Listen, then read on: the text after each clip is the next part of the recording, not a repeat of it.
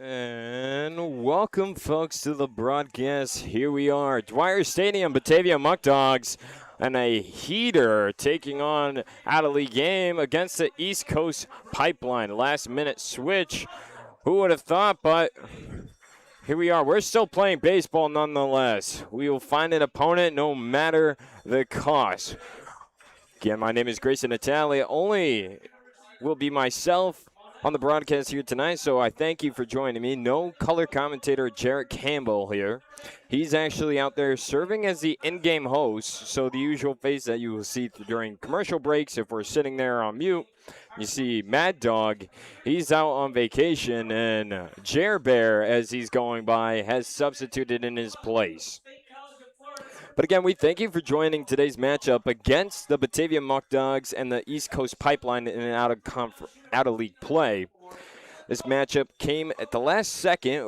Initially was going to be against the Power City Athletics over in Buffalo, but we're now playing a very different game against a 17U team, which East Coast Pipeline is made of.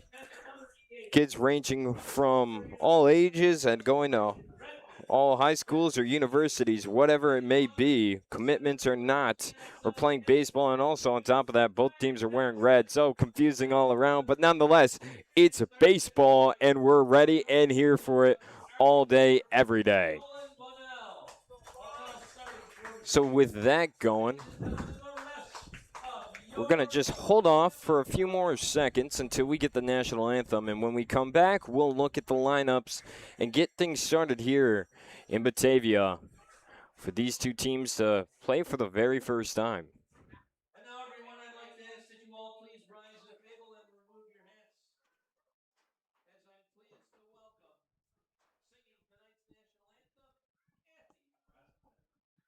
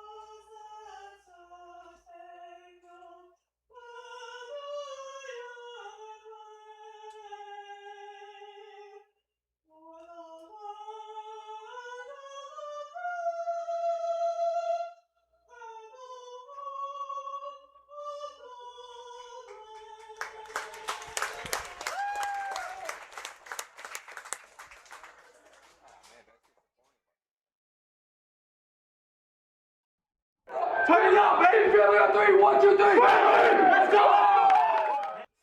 And we're off here in Dwyer Stadium. The two teams going in today's matchup, Batavia Muckdogs, of course, and the East Coast Pipeline, a 17U team out of Buffalo, decided to make a last-minute switch and take on the Muckdogs in an out-of-league game. Again, thank you for joining. My name is Grayson Natale. Alongside me is no one, Jarrett Campbell. You might have saw him during the national anthem in his glistening blue jacket. You'll definitely see him throughout the in-between of innings.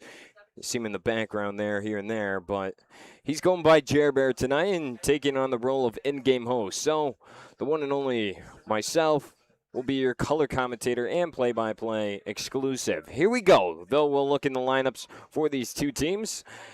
Again, we do remind you that these lineups are brought to you by Tompkins Bank of Castile. We'll start off with the Muckdogs. Cooper Russell, Braden I, and Miles Mennel for the first three. Jack Gorman, Wilson Gennaro, and Eric Stenstrom for the Pipeline.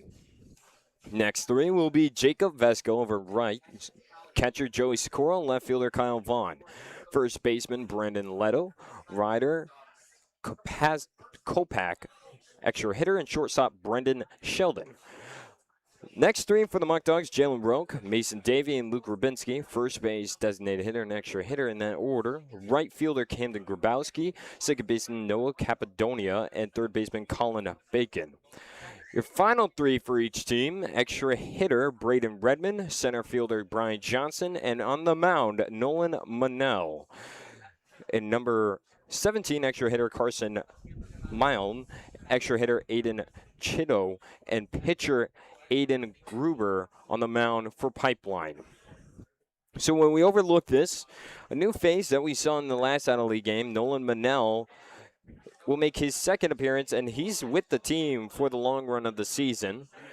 We'll have to get more stats on him as we progressing and just trying to get his name registered for the Muckdogs.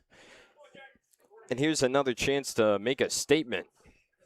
Can remind you, out-of-league games will only go 7 innings. Won't count towards record or stats, but it's a game nonetheless for these two teams to be played. Here we go. First pitch is upstairs for ball 1. So 1-0 count as we get that score bug up for you. In the batter's box is number 18, the left fielder for East Coast. It's Jack Gorman. Strike 1 there for Monell.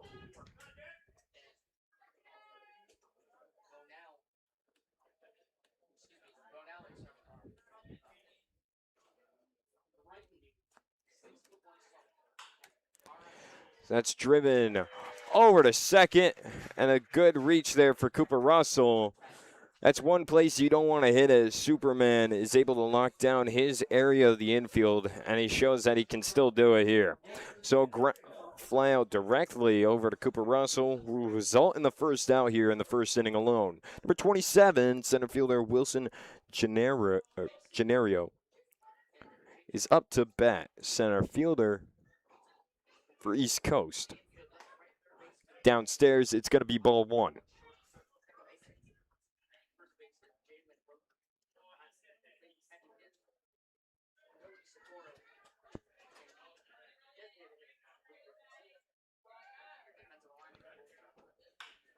Ripped over, just over to right field. It gets down. That's a base hit, and the first hit for East Coast. So 1 hit recorded off the second at bat. Gennario is able to reach first base. Now to bat is number 5 catcher Eric Stenstrom.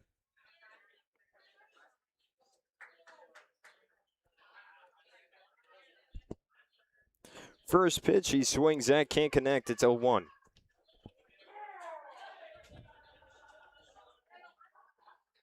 Again, both teams wearing red. It's Batavia with the slight off gray bottoms that, you know, are the Muckdogs, and the ones with the white, pure white pants are East Coast Pipeline. So it's going to get a little confusing out here, seeing who's covering the bag and who's actually a runner.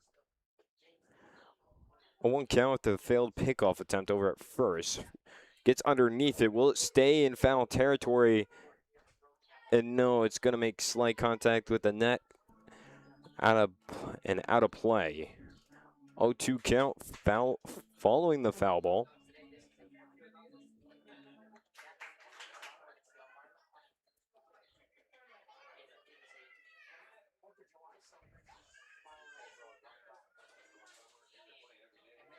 So an 0-2 count for Stenstrom.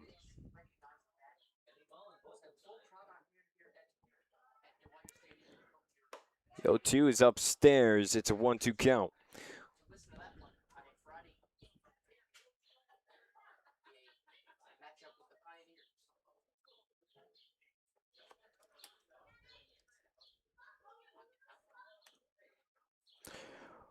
One, two, that's driven shallow right. And Roque can't get behind it to make the play on that. And it's going to fall down to the ground in fair play.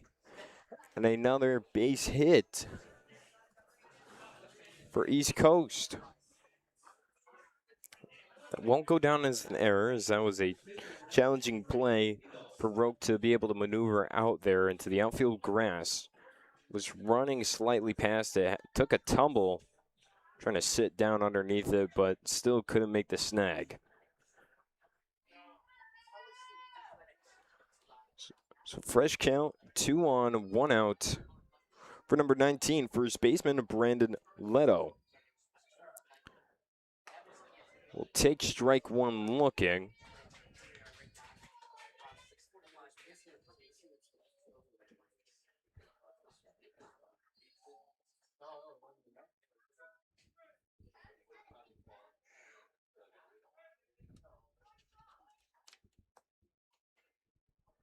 The 0-1 is driven foul over to left field. So 0-2.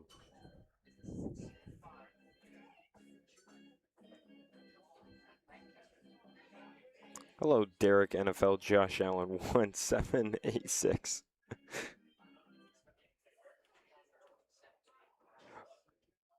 0-2 count for Leto. Dribbled over to third, and it gets by. Play at home. Will we see it? No. Held up on the throw. Kyle Vaughn elects not to drive it to Socorro. And Braden I can't sit down in front of that, and it leaks out to left field. And that brings in the first run of this game.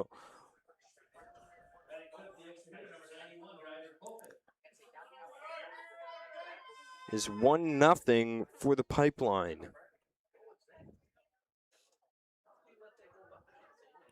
The dribbler. First pitch and swings at it. That's going over to center. Brian Johnson gets underneath it for the second out.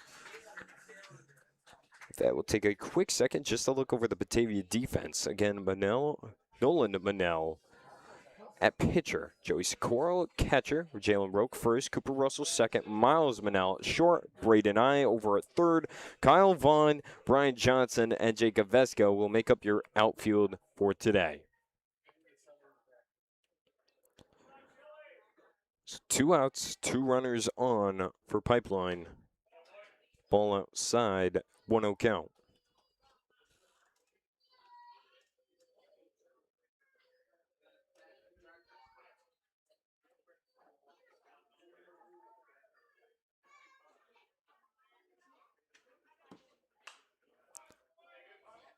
That goes foul, moves the count 1-1.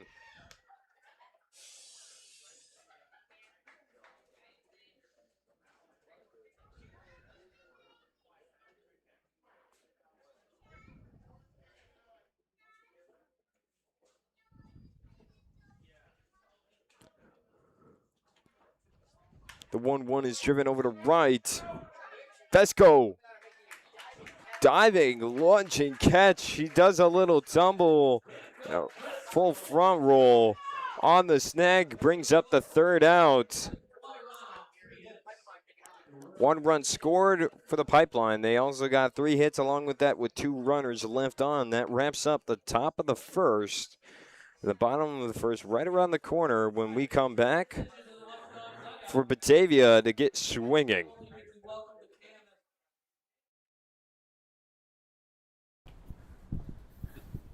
Order for the Batavia Muckdogs. Feeding the pack. Gotta feed the pack. Go dogs. Go dogs.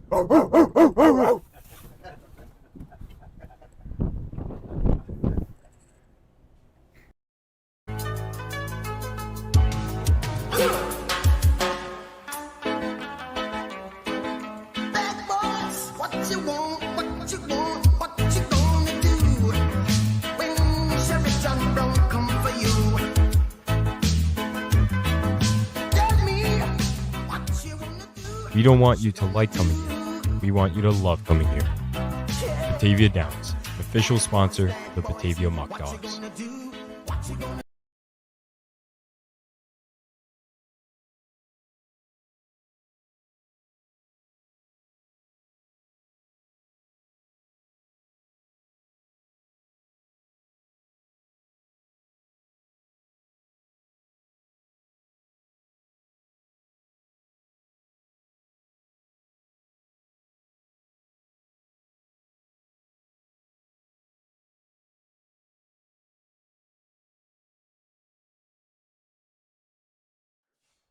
And welcome back. Bottom of the first, about to get underway, but before anything, we'll take a look at the away defense. Pitcher for East Coast is going to be Aiden Gruber, and catcher will be Eric Stenstrom. Over at first, that will be Brandon Leto. Second, Noah Capadonia. Third, Colin Bacon. Short, Brendan Sheldon. For your outfield, that will be left fielder Jack Gorman, Wilson Gennario, and right fielder Camden Grabowski. And a little correction earlier is Bunnell. Had to correct myself that. Nolan Bunnell is the pitcher for the Muckdogs.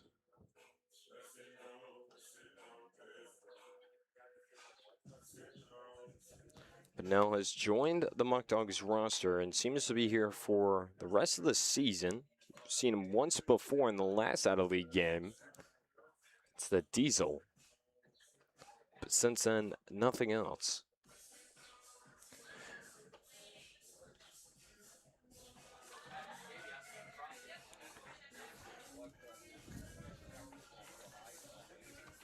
Leading things off for Batavia be Cooper Russell on deck, Braden I, and Miles Manel in the hole.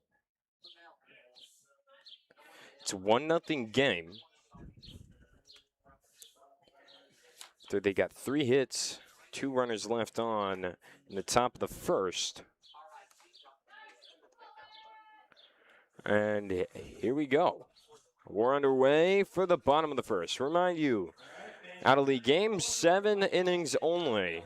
So every inning counts a little bit more, and I'll remind you as well that the pipeline is red jerseys, white pants, and the Muckdogs, red jerseys and off gray pants.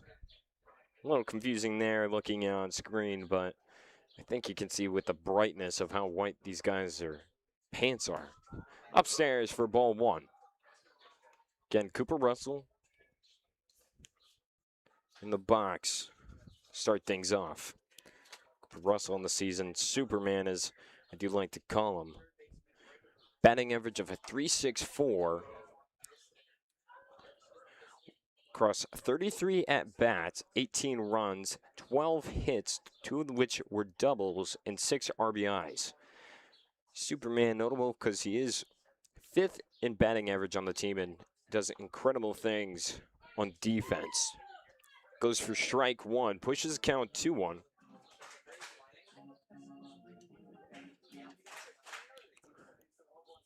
Aiden Gruber attends Clarion University.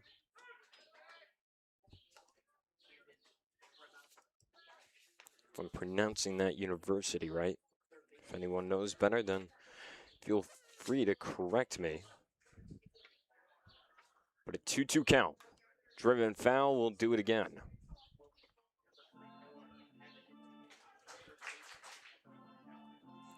Again, if anyone's curious about the changeup, I said it once earlier, but Power City Athletics had an issue with their bullpen.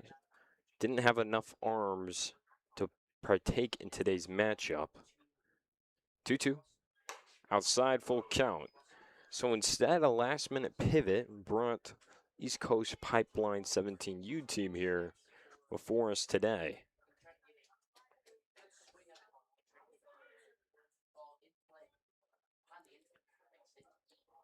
So full count, payoff, and that's ball 4 and a walk. And we'll put Cooper Russell on first base.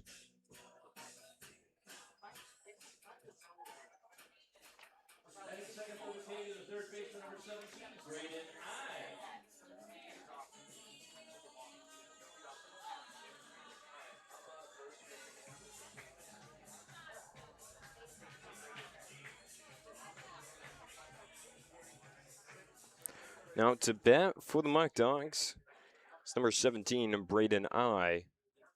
It's a fresh count, and Cooper Russell stationed over at first base.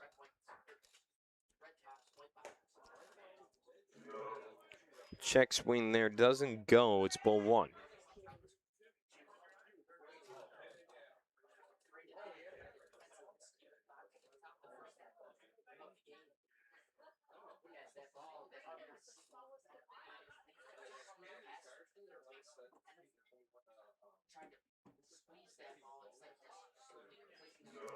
Another one down low in the dirt, ball 2. Look at the stats. Braden I on the season, a 2.37 batting average across 38 plate appearances, 10 runs scored and 9 hits, all which of being singles and 5 RBIs. Takes ball 3. And it's a 3-0 count quickly for I.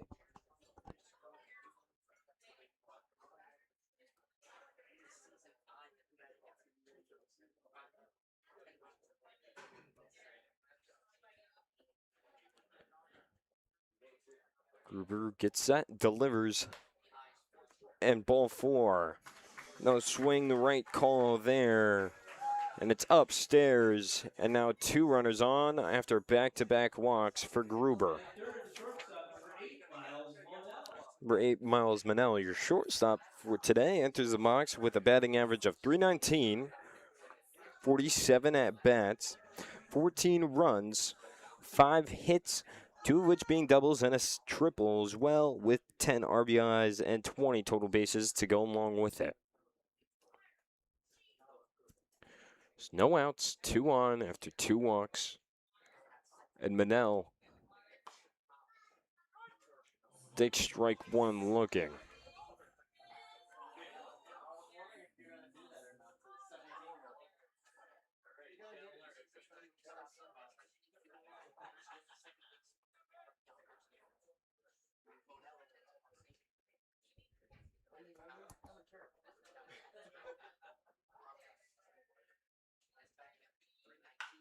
Gets underneath that. It's within the infield or just towards the outfield grass. And on the catch for East Coast was the second baseman, number 3, Noah Capadonia.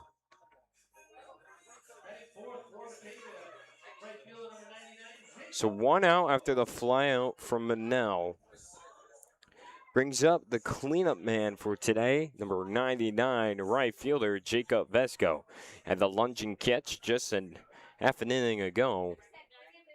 Vesco enters the box, batting average of a 2.31, 26 at-bats, 6 runs, 6 hits, 1 double, 1 home run, and 3 RBI. Looks to deliver the first pitch home. It's outside, ball 1.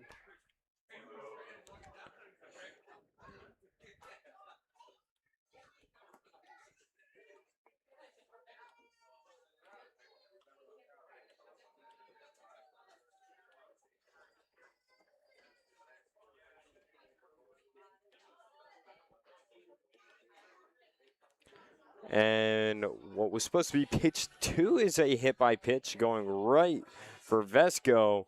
And bases loaded situation for number 34 catcher Joey Socorro. So bags loaded.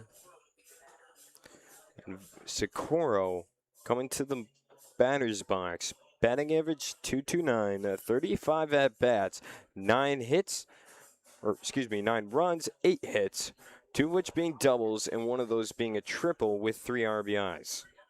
Next up for Batavia, batting 5th in the order tonight, calling center man of the game, the catcher, number 34, Joey Socorro. We'll see if Socorro can take advantage of what's been given to him by East Coast. No hits been recorded, but we have a bases loaded situation, and a hit right over to third. Can't stay with his third baseman, and no throw. And that's a run brought in for the Muckdogs. It's all tied up. The Socorro lines one out to the third baseman for East Coast. Number 22, Colin Bacon. Again, that's going down as a base hit, an RBI base hit, should I say, and the first hit for Batavia. Next up, batting 6th, left fielder, number 22, Kyle Vaughn. So the RBI single keeps bases loaded, a 1-1 score. So we move on to number 22, Kyle Vaughn, your left fielder.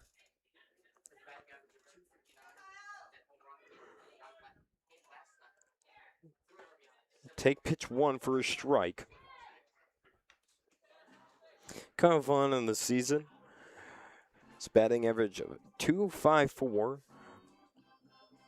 27 at bats, 8 hits, or 8 runs, 7 hits, 3 of which being a double, and 1 home run as well with 3 RBIs. Take strike 2 there, looking at an 0-2 count.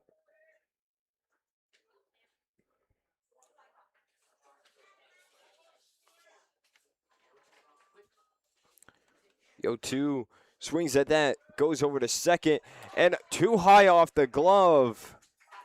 Brings in 2 runners. I believe that will go down as an error. It took an awkward bounce, though, off the infield grass. Second baseman for East Coast, Noah Capadonia, couldn't stay with it.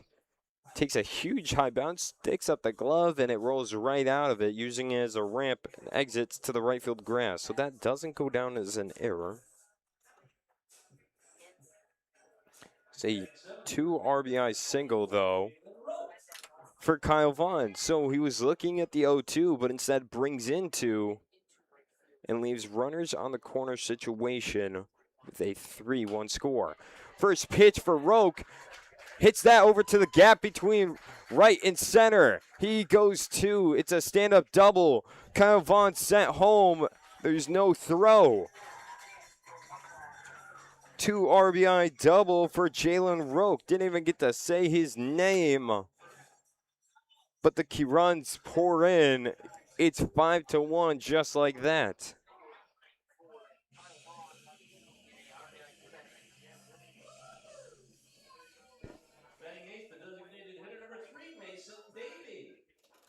Now up number 3, Mason Davey.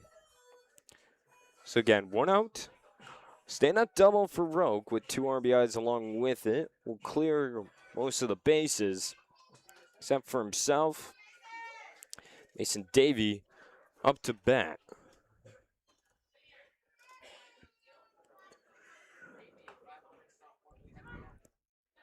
Take strike 1 there. And this season, Mason Davey as a pitcher, seeing him also hit.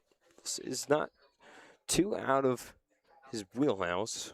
.222 batting average across 9 plate appearances, 2 runs, 2 hits, one of those being a double, 1 RBI. Swing and a miss there, moves it to 0-2.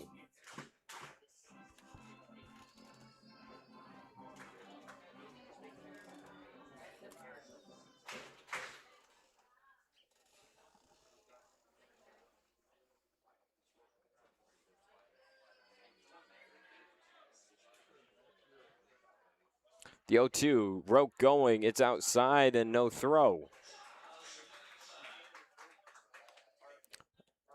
Thank you for that correction, Kevin. I can't believe you're watching this game on your nice vacation being away from Mad Dog. I will fix that. But it's correction 5-1 for Batavia. Goes for ball 2. It's a 2-2 count. And Roque over on third.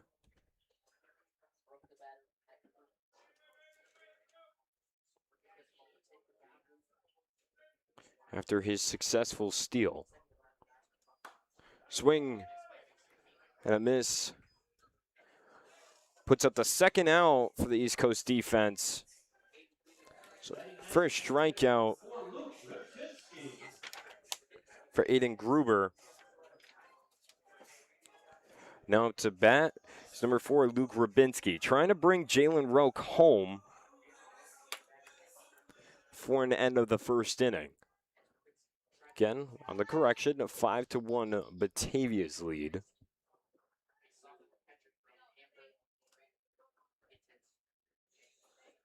See on the first pitch, dealt and it's up on the housetop, rooftop, and it's ball 1, 1-0 count. Rabinski on the season, he's batting clean .200. 4 runs, 4 hits across 20 at-bats, all of those being singles and 3 RBIs. Goes for ball 2. 2-0 count quickly.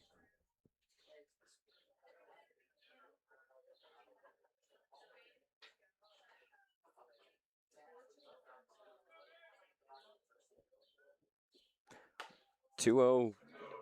It's outside. Just barely 3-0. It's kind of the mixture we've seen so far through 8 at-bats for Batavia. Is that Aiden Gruber, he's been either behind at the count or ahead. He's gotten behind. It's led to walks. He's gotten ahead. Unfortunately, it hasn't been much better. It's led to those 3 hits after they've been behind in the counts, and that's ball 4. Runners on the corner situation. The 3rd walk for Gruber. He's just trying to bring this inning to an end. Another strikeout would do so, but it's Braden Redmond, your extra hitter, who's up. He's batting at .286 across 14 plate appearances with 1 run, 4 hits, one of those being a double and 3 RBIs.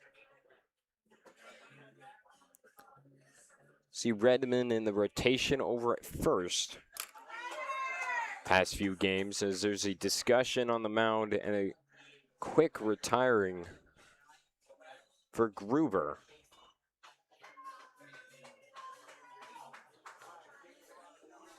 So not a full inning, only 2/3 innings pitched for Aiden Gruber. Will retire his day.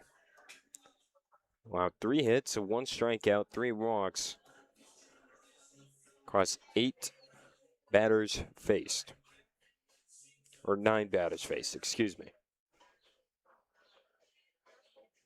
I'll get you that name in just a second, though. It's number 91, Ryder Kopax, who's on the mound for East Coast.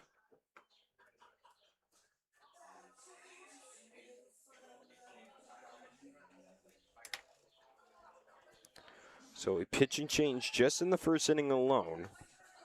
So trying to keep within this game in its most earliest stages. Batavia just had the bats red hot for a brief moment with bases loaded situation. Socorro started the hitting barrage. That was the word I was looking for. RBI single, then a 2 RBI single for Kyle Vaughn, and Jalen Roque rounded things out with a 2 RBI double, which cleared everything until he then also stole third, and the walk with Rubinski has those two still on corner situation.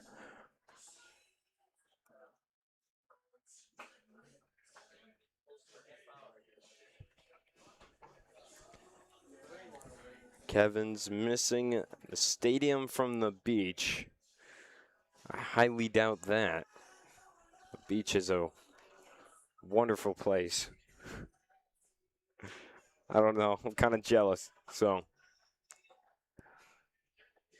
one thing for Batavia right now is within the stadium, just off camera, we decorated it all for 4th of July, but we'll be away for the 4th in Niagara Falls. So our version is July 3rd. So don't forget to come around for the rematch between the Elmira Pioneers, the Batavia Muckdogs for that day. It's going to be a big one.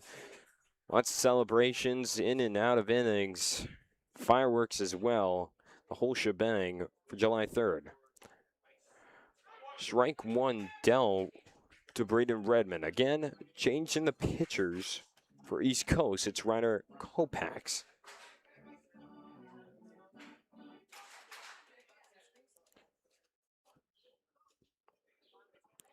A 1 count. We'll step off here, reset.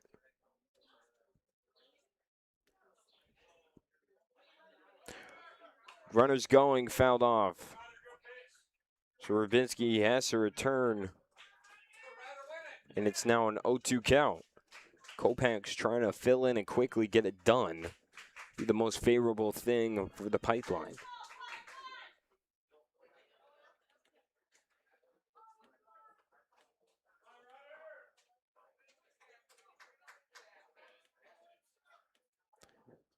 Oh, 2 for Redmond. Delivery is outside. 1-2.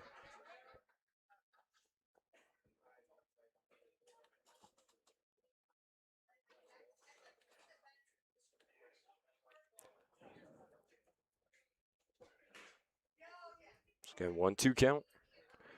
And that's inside, almost making contact. It doesn't. Catcher able to stay in front of it.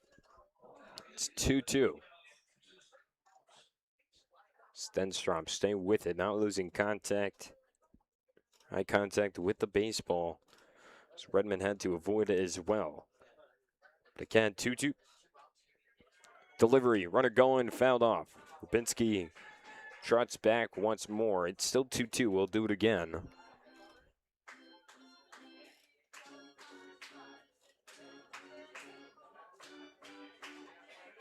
Right now, though, Batavia off to a hot, strong start. 5-1. Before the first inning can fully wrap up. Let's hope I don't just jinx that with that statement. Batavia can keep it going.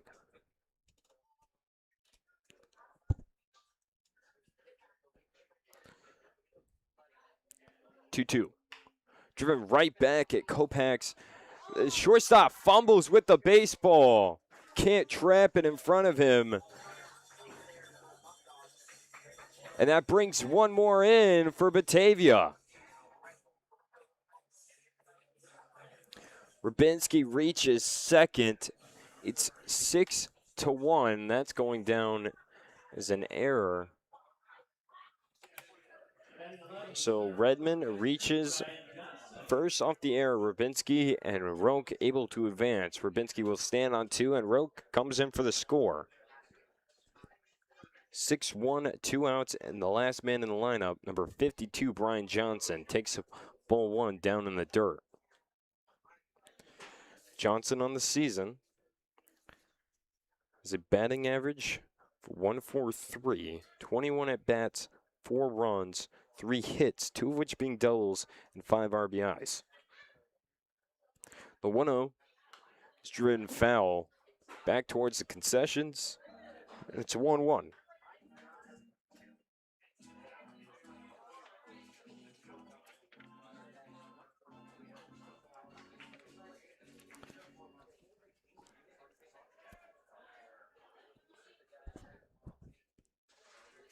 The 1-1 swing and a miss. It's 1-2. Had him lunging for that. Kopac's, Tenza College, Bishop Timon High School.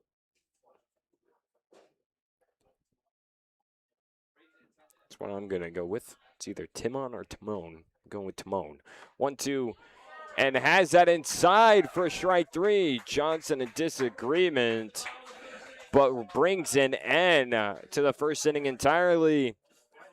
6-1 your score. Batavia already extending a 5-run lead in 1 inning alone. 2 runners left on for Batavia. They also were able to secure 3 hits. So brings an end to the first inning. The second one right around the corner when we come back. Hopefully in time to see a little bit of Jarrett.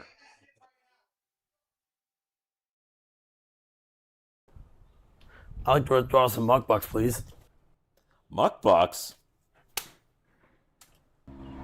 Realistically, I can't withdraw muckbucks here. But what I can do is do all my banking through Tompkins Bank, the official sponsor of the Batavia Muckdogs. I gotta get back to picking up my muckbucks. Here in Batavia, hard work and community goes hand in hand. That's why the Batavia Muckdogs are a proud partner with Farm Credit East, helping support the people of Western New York grow.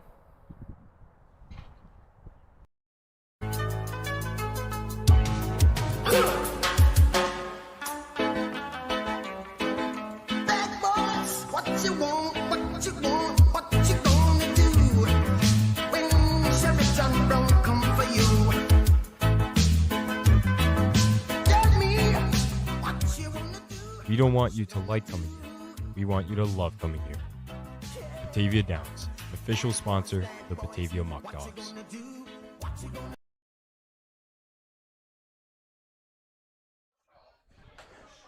And welcome back to the top of the second.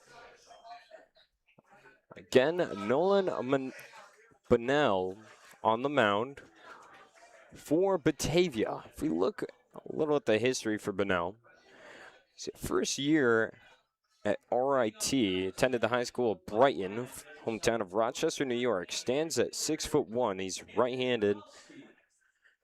His lone season at RIT in 2026, he posted a 9.39 ERA with a 1-0 record across 3 appearances. 7 2/3 innings pitched, 8 hits, 12 runs allowed, all 8 of those runs being earned. 8 walks, 7 strikeouts as well. So again, top of the second after the foul ball, it's an 0-1 count. Out to bat is number 13, Camden Grabowski. Drives that over towards second base, and it'll leak out to center field. So Manel can't get in front of that. Line drived. It's a base hit. Second baseman number 3, Noah Capadonia. Up to bat. Following the leadoff man for top of the second with a single. Try to match that. Get Pipeline back into this. Down 1-6. Slightly too high. The call from Blue. 1-0.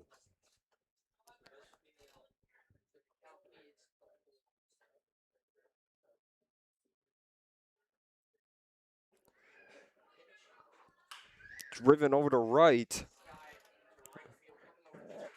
But Vesco, able to just jog over 1 or 2 steps and set underneath it for the first out. So 1 out. 1 runner, Grabowski over at first.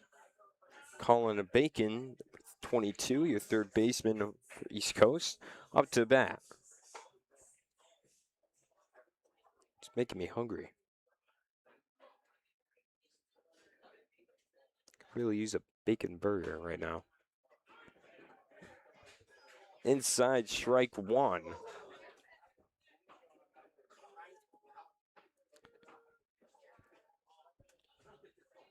It's a 1 count. Pickoff attempt over at first. Not in time. Able to get back is Grabowski. So still 0-1.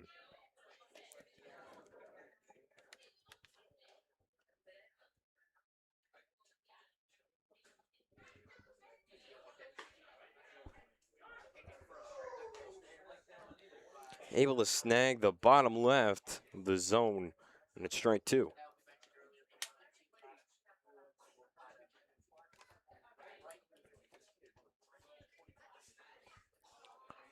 Oh, 2 count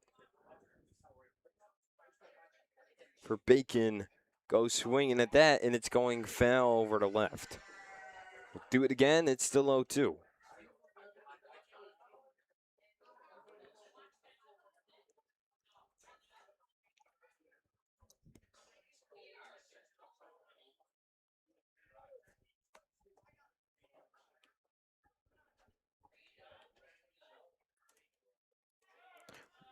Grabowski going is right through the gap. Perfectly played base hit for Bacon. The 0-2 count. Manel moved over to second to cover. Bacon able to rifle that to the wide open gap between third and second base. Goes out to the left field, and base hit puts 2 runners on. Number 17, the extra hitter, Carson Milno.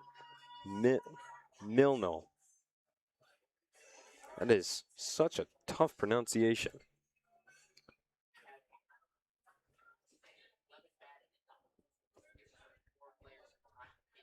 So 1 out, 2 runners on, first and second. First pitch, he's swinging at that. Vesco's got to crash in, and he does. And no tag up, just over by foul territory. It stayed in. Vesco just having to make a sprint. 2 outs. The last man in the batting order is number 30, extra hitter, Aiden Chitto. Batting 11th, another extra hitter, number 30, Aiden Shield. 2 outs, 2 flyouts. But now still in search. His first strikeout. Steps off. And the pickoff attempt. They got him. So forget another at bat.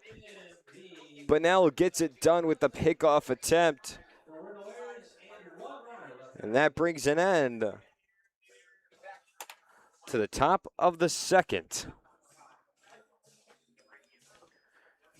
Stay on air for this one. Again, folks, at home, we'd like to remind you, 7-inning games for out-of-league matchups.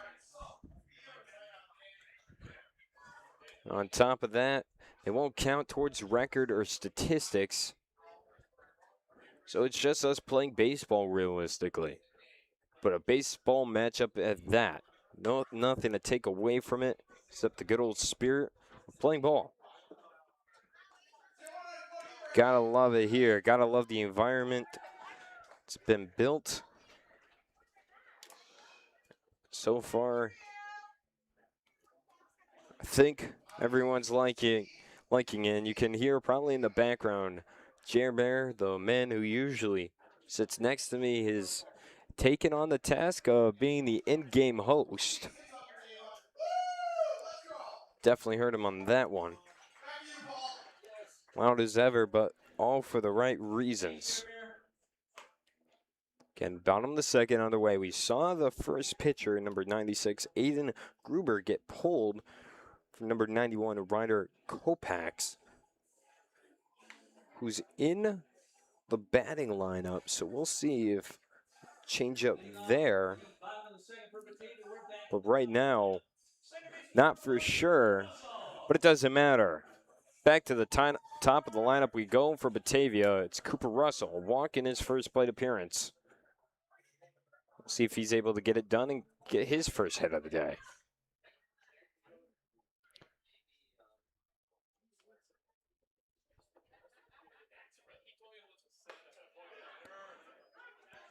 Take strike one looking. It's a 1 count.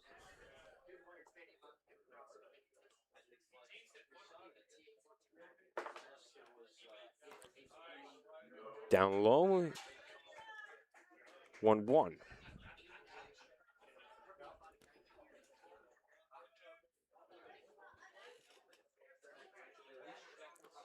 Outside, and Stadstrom able to stay in front of it. Look around the league right now. We have 2 postponed games within the PGCBL. It would be the matchup between the Niagara Ironbacks visiting the Newark Pilots. Inside, it's 3-1. Niagara Falls Americans visiting the Geneva Red Wings. All due to the heat advisory we are within. 3-1 is ball 4. It's too high, and another walk for Cooper Russell. The games that are partaking today, that are within the division, are the Auburn Doubledays, who are on the road against the Elmira Pioneers. And Jamestown Tarpskunks visiting the Olean Oilers. In the East, though, you have the Socrates Stallions at the Mohawk Valley Diamond Dogs. Stallions are up 4-0. Another game that remains scoreless. The other 2 that I mentioned are both tied at 0 in the first inning alone. Utica Blue Sox and Amsterdam Mohawks, 0-0 apiece. So first ball for I, drives that over to right. Cooper Russell goes 3. Russell held up at 1. And a single for I. His first hit of the day is keeping this train moving for the Muckdogs. They keep chugging along. We'll see if number 8, Miles Manel, can keep that going. A fly out in his first plate appearance. Won't let that hinder him, and we'll see if he can just continue on where he left off. The team left off, should I say. Take strike one looking. On 1 count.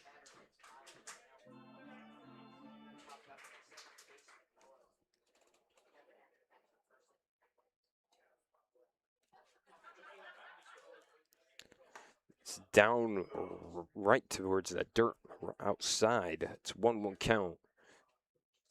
Stenstrom able to snag it, make sure that one doesn't go to the backstop, and keep Russell halted at third.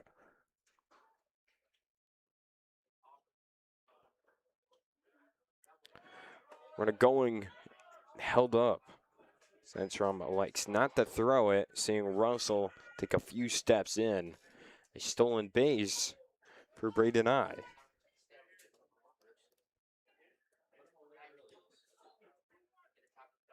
It's a 2-1 count.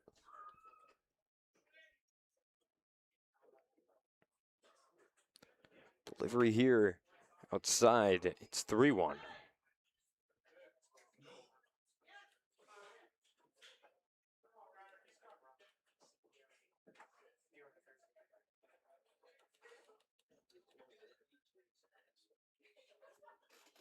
The 3-1. Swinging on. Swinging can't connect. It's full count for Manel.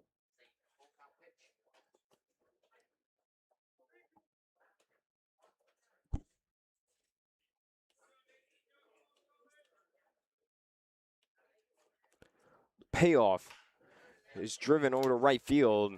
He's got to move over towards the foul line. It's snagged by the right fielder, but tag up from everyone. Brings in Cooper Russell. So RBI sac fly for Miles Manel. Brings in one. It's 7-1. And now Braden I will also stand on third. Jacob Vesco comes up to a 1-out situation. Brother and teammate Braden I standing on third. Vesco hit by pitch earlier in this game.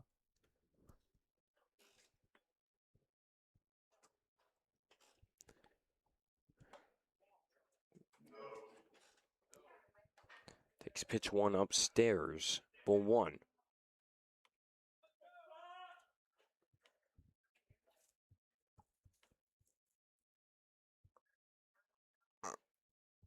Swinging at pitch two, but it's strike one. Can't make contact.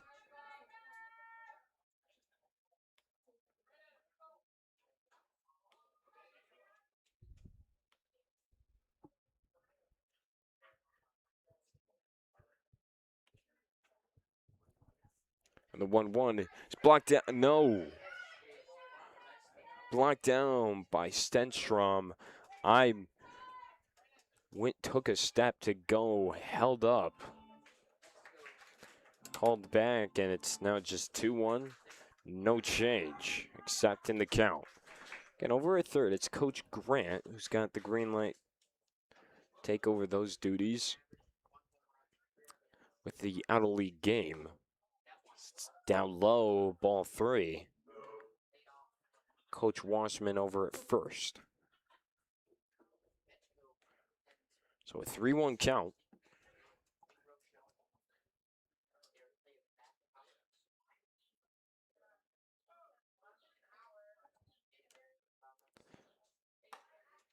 Ball four outside. So walk will put Vesco on first. Runners on the corners for the Muckdogs.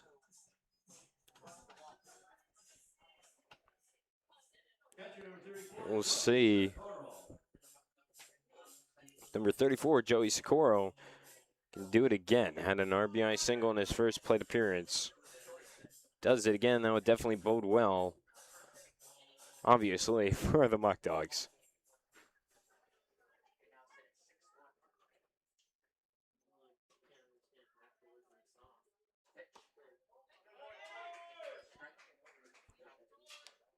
Take strike one. It's an 0-1 count.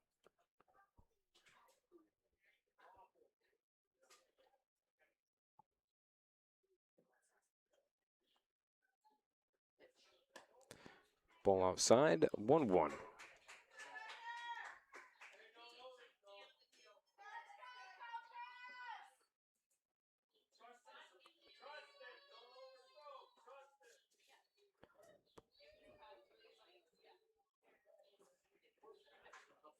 Swing at that, it's fouled off, 1-2.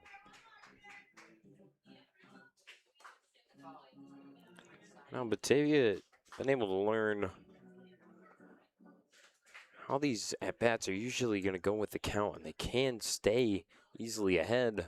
But a rare case where it's not. 1-2. Driven foul again. Rinse and repeat. It's still 1-2.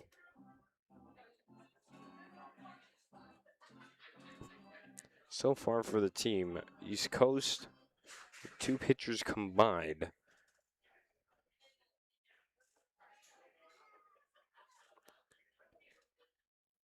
Have walked 5 at-batters, swing and a miss.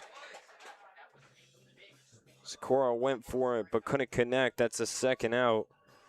The third strikeout for East Coast here. The second, Kopaz.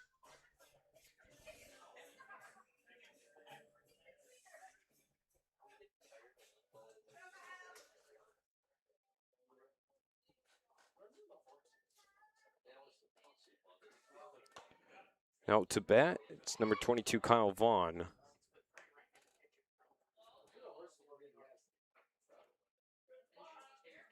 It's ball 1, a 1-0 count. Update the score bug for you there. 2 outs, 1-0 count. Runners still on the corners for Vaughn. Sets seemingly outside, but inside and out, should I say. Strike 1.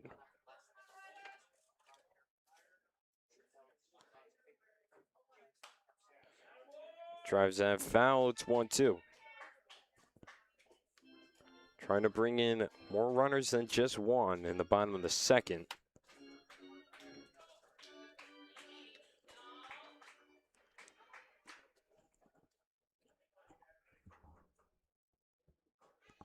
The 1-2. Outside, ball 2.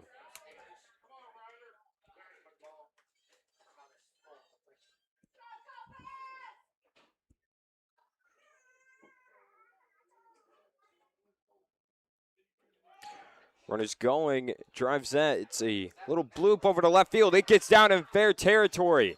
1 run scored. And the RBI single makes this 8-1. Kyle Vaughn keeps the inning going. Vesco able to advance to 3. The runners on the corners still. We have a talk on the mound with Kopaz. They're allowing up another run. It's the only second run allowed, or second hit allowed. It's 2 strikeouts, 2 walks.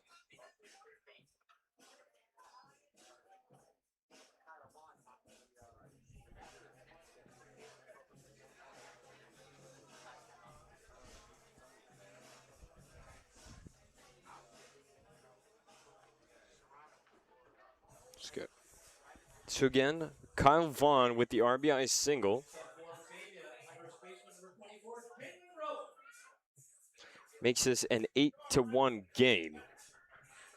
Number 24, Jalen Roque, comes up to the plate, trying to clean things up once more. He did it last time with a 2 RBI double. Left himself as the only man on the base path. If he does that again, it would be a good staple here. Runner going, held up by Stenstrom. Stolen bag for Kyle Vaughn. 2 runners standing in scoring position.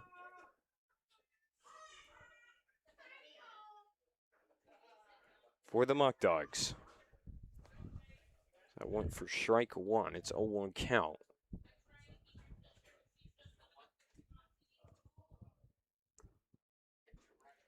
Zed's inside and hit by pitch. Inside enough to make contact and bases loaded for number 3 designated hitter, Mason Davey. Designated hitter number 3, Mason Davey. On the last 2 games that I've been on air broadcasting for, these situations played favorable to the opposing team.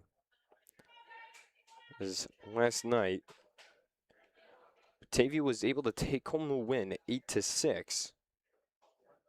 2 days ago, also get the win 8-6, as that's high inside ball 1. 8-6 as well against the Niagara Ironbacks. Both those games, grand slams were allowed for the opposing team with, again, with it being a grand slam, bases loaded. So you would hope that Davey could find it in his bag of tricks and do the same. Love to see back-to-back-to-back games, including grand slam, but eventually I want to see it for the Muckdogs. 2-0 count.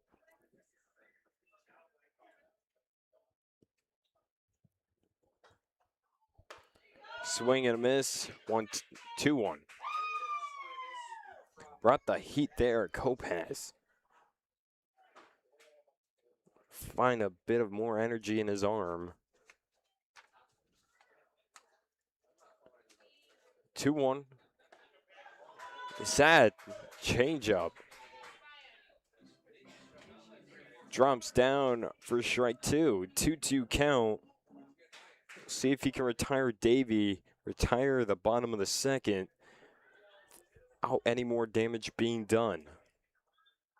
The 2-2. Swing and a miss, and he does so. Had bases loaded, but able to avoid catastrophe for Pipeline. It's still 8-1 nonetheless in favor of Batavia Muckdogs, heading to the top of the third when we come back.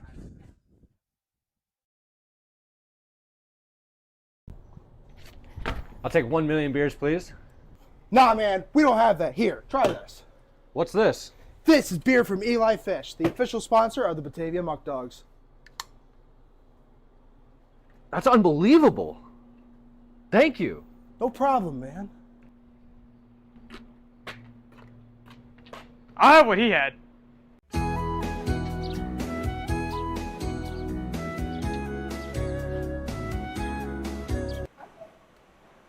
Oh, didn't see you there.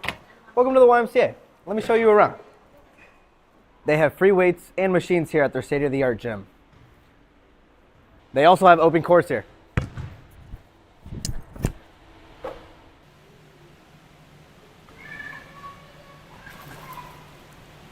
And after all those activities, you can come to the pool and cool off.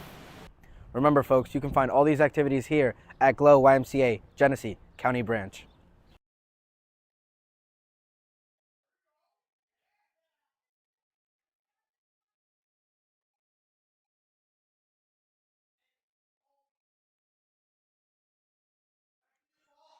Top of the third, here we go. Before we get things started, should I say, we'll take a look at the standings. Again, this game doesn't have any implications on that. We'll look at it nonetheless for good reason. Your Batavia Muckdogs are the sole leader in the West Division once more. They're defeating the Jamestown Tarp Skunks just a night ago, less than 24 hours, 8-6. With that, they move to 17-6, and Tarp Skunks lose out on their 4-game winning streak. They're now on a 1-game losing streak at a 16-7 record. The Auburn Doubledays not too far behind, 3 games behind the Muckdogs at 13-8. The Elmira Pioneers sitting at 11-9. Their game currently on today, as yesterday was postponed for them, and only in Oilers and everyone else fall below 500.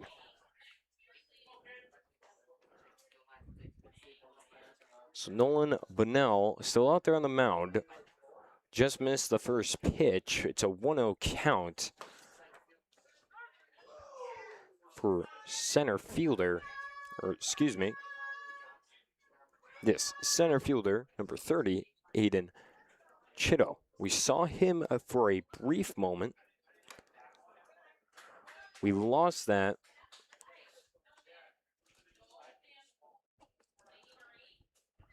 Well, clarification, I was right. It was an extra hitter, but we lost his at-bat after the pickoff attempt. Getting Grabowski over at second. Swing and miss there. It's 2-2. So a 2-2 count.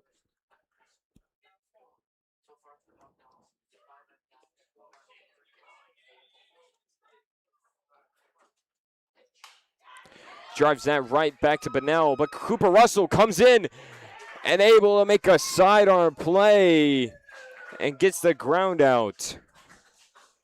And he's Superman for a reason. He can do it all. 1 out, just like that, and up to the batter's box. Second go around in the carousel for East Coast. It's number 18, left fielder Jack Gorman.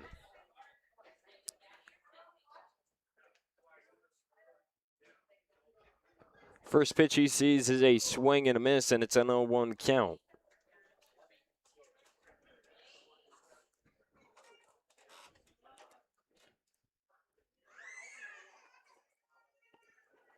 Yo, 1 is followed by strike 2, able to sit that down in the zone.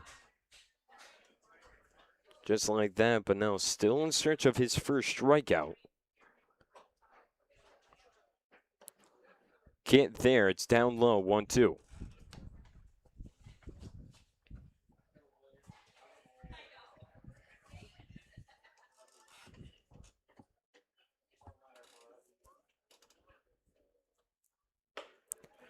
Upstairs, 2-2 count.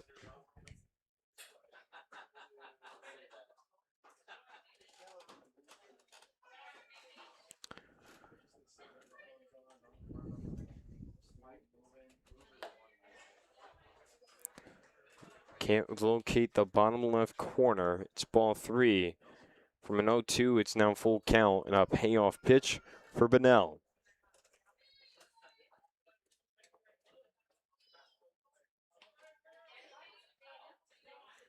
Payoff inside ball 4. So a walk for Gorman. 1 runner on. The 27th center fielder, Wilson Gennaro, excuse me. Still some of the most impossible names that still impress me every day that I have to try to read. Runner going right back to Bunnell off the mound. Cooper Russell still able to make a play on it. And Superman, for a reason, able to stay with the ball. Locate it through it, taking an awkward bounce off the mound. 2 outs just like that. Gets the put out off the fielder's choice.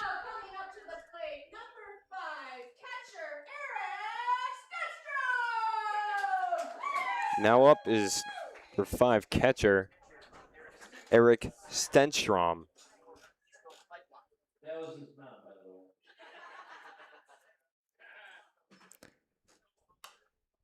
Swing and fouled off on the first pitch. It's 0-1. So right now, Gorman, who is walked, able to advance off the fielder's choice and stands on 2.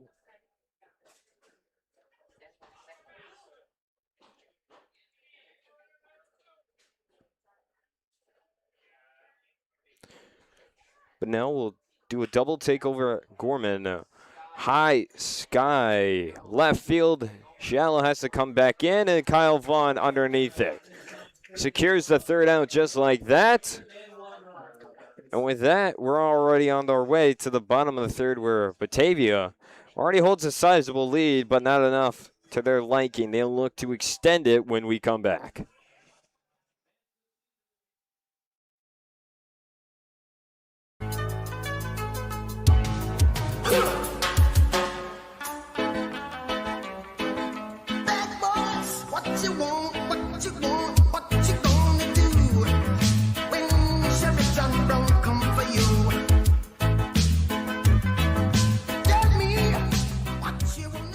We don't want you to like coming here.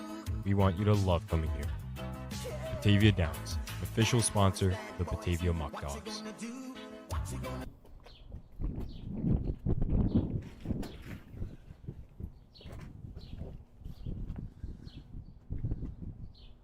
Who are you?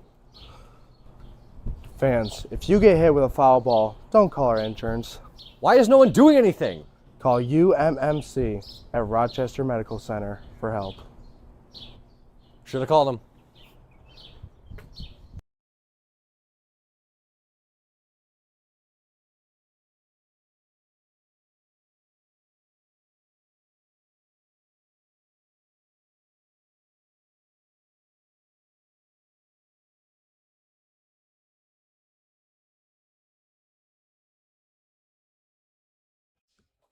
And welcome back to the bottom of the third. Pitching change for East Coast. Look at that name in there for your second. It's going to be number 17, Carson Minol.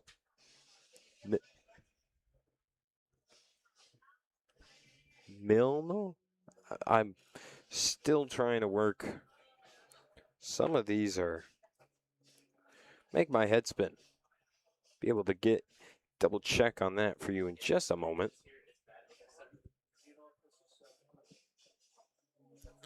When we do so, I'll be able to pronounce it a little bit better. But again, 8-1 is your score for Batavia. Leading things off, be number 4, Luke Rabinski on deck, Braden Redmond, and the whole Brian Johnson. I'll bring an end to the second go-round in the batting order once those three are up and done.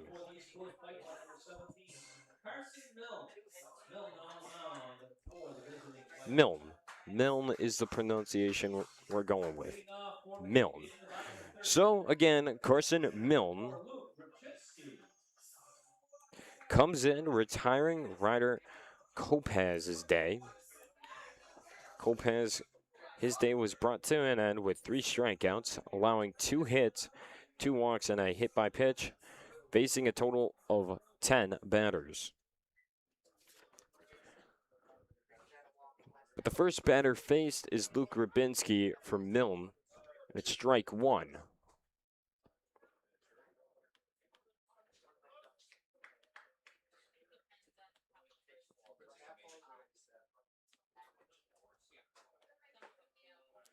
Takes strike 2 and quickly behind in the count.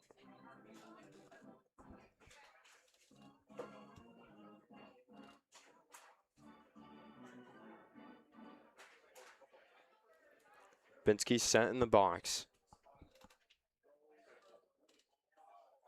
Delivery downstairs, just slightly on the landing, if you want to call it. 1-2.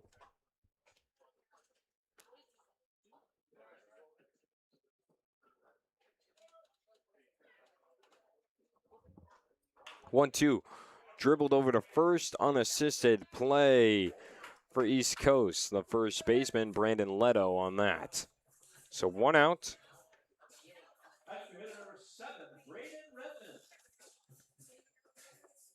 Braden Redmond up to the box. Reached first off an error in his first plate appearance. Only error so far credited to either team.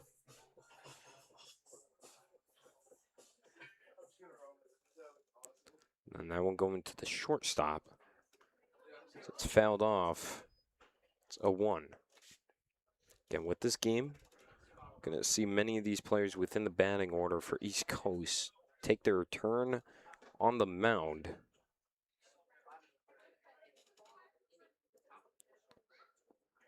The 0-1 pitch is inside for 1-1.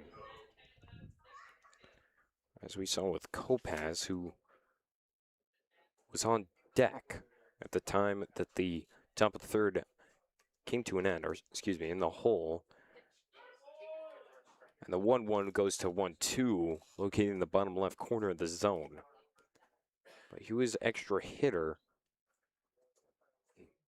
Milne is also an extra hitter. Gets underneath that. It's going to shallow center. And caught for the second out. Brendan Sheldon on the play there. 2 outs. Brings in number 52 center fielder, Brian Johnson.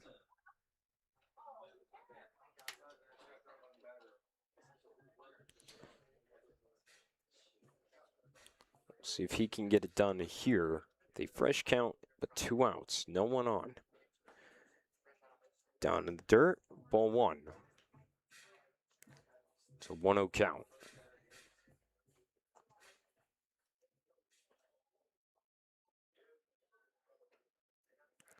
The 1-0 swing and a miss. It's 1-1.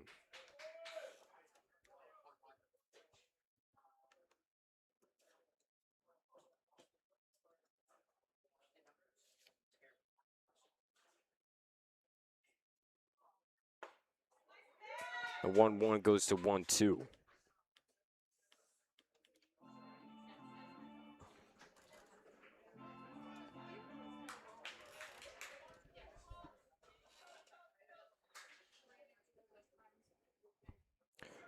One-two delivery is very inside the glove, making contact, but not the ball.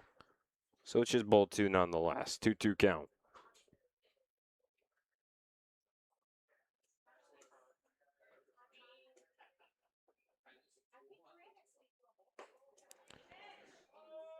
It goes full. Ball 3. A payoff pitch for Brian Johnson. We'll see if this inning continues.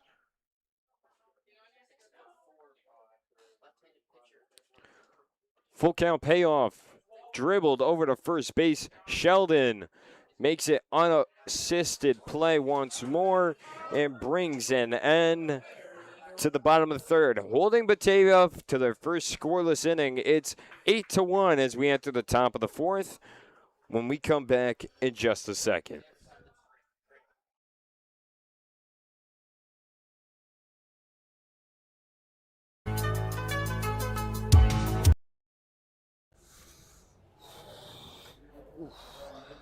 Hey man, welcome to Whole Life.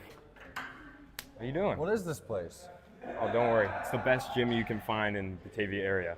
Open free weights at any point, anytime. Don't forget, this gym is open for 24 hours.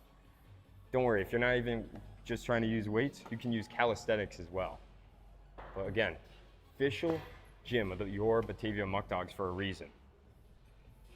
Where do I sign up? Don't worry, let me bring you to the front desk.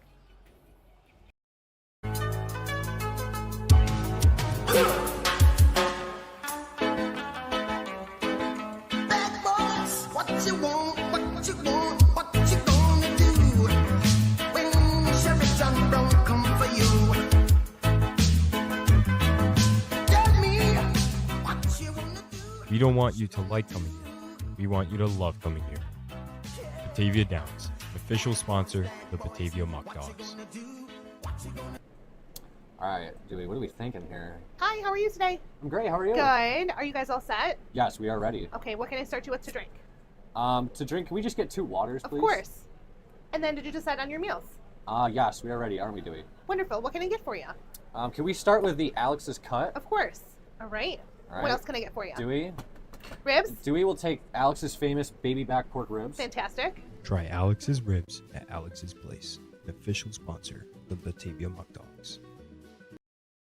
Fourth inning underway, and here we go. We're locked and loaded. Leading things off for East Coast will be first baseman Brendan Leto. But Nell still out there on the mound. His day won't come to an end just yet. The first pitch is ball 1.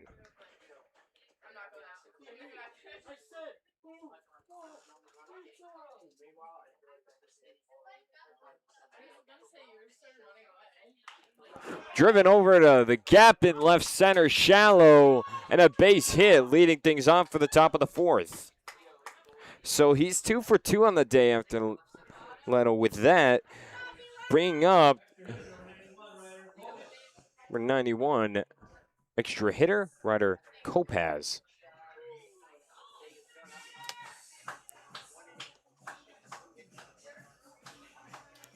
Saw him pitch. His day came to an end. He was the second one up so far. The pitching rotation for East Coast, but now his day's been retired back to hitting. Swings at the first one. It's 0-1 count. Update the score bug for you there. One runner on, and it's an 0-1 count. Take another look. Just a second after this at-bat comes to a conclusion.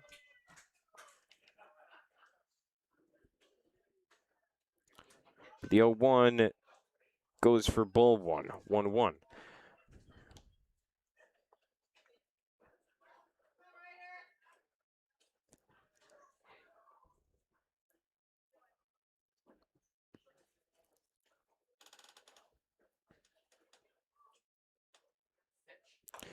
Pitch outside. It's 2-1.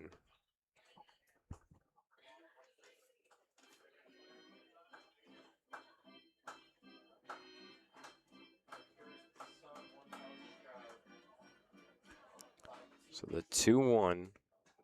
Time called from Kopaz. Take a brief moment and just breathe in, breathe out, and okay, we're ready.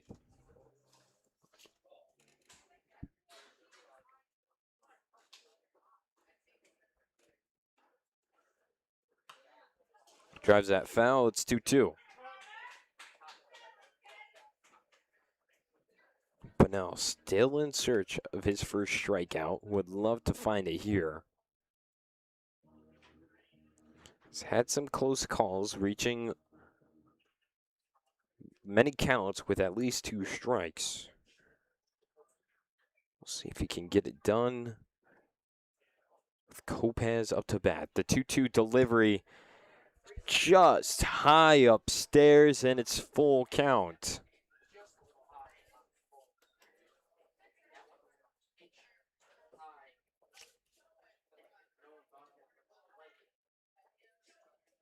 Wasn't to his liking and able to make the right choice. With the danger of the 2-2 count. And the 3-2 is strike 3. Tossed his bat. Thought he had the walk, but has to do the walk of shame back to the dugout. 1 out in the first strikeout for Bunnell. That one going against Ryder Kopaz. But number 14, shortstop Brendan Sheldon comes up to the plate. Fly out in his first plate appearance. We'll see if he's able to avoid that fate. East Coast is desperate to get some runs going. Outside, down in the dirt, ball 1.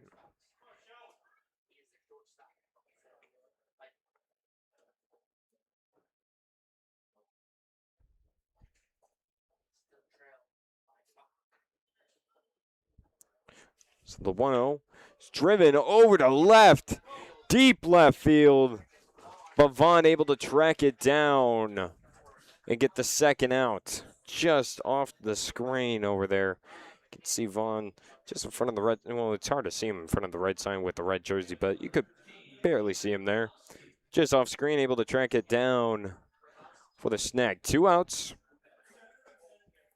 So Sheldon, unfortunately, not able to avoid my curse that I put on him and gets another fly out. But Camden Grabowski got a hit in his first at-bat, single, but then was picked off over second, which brought an end to the top of the first. Upstairs, and it's a 1-0 count.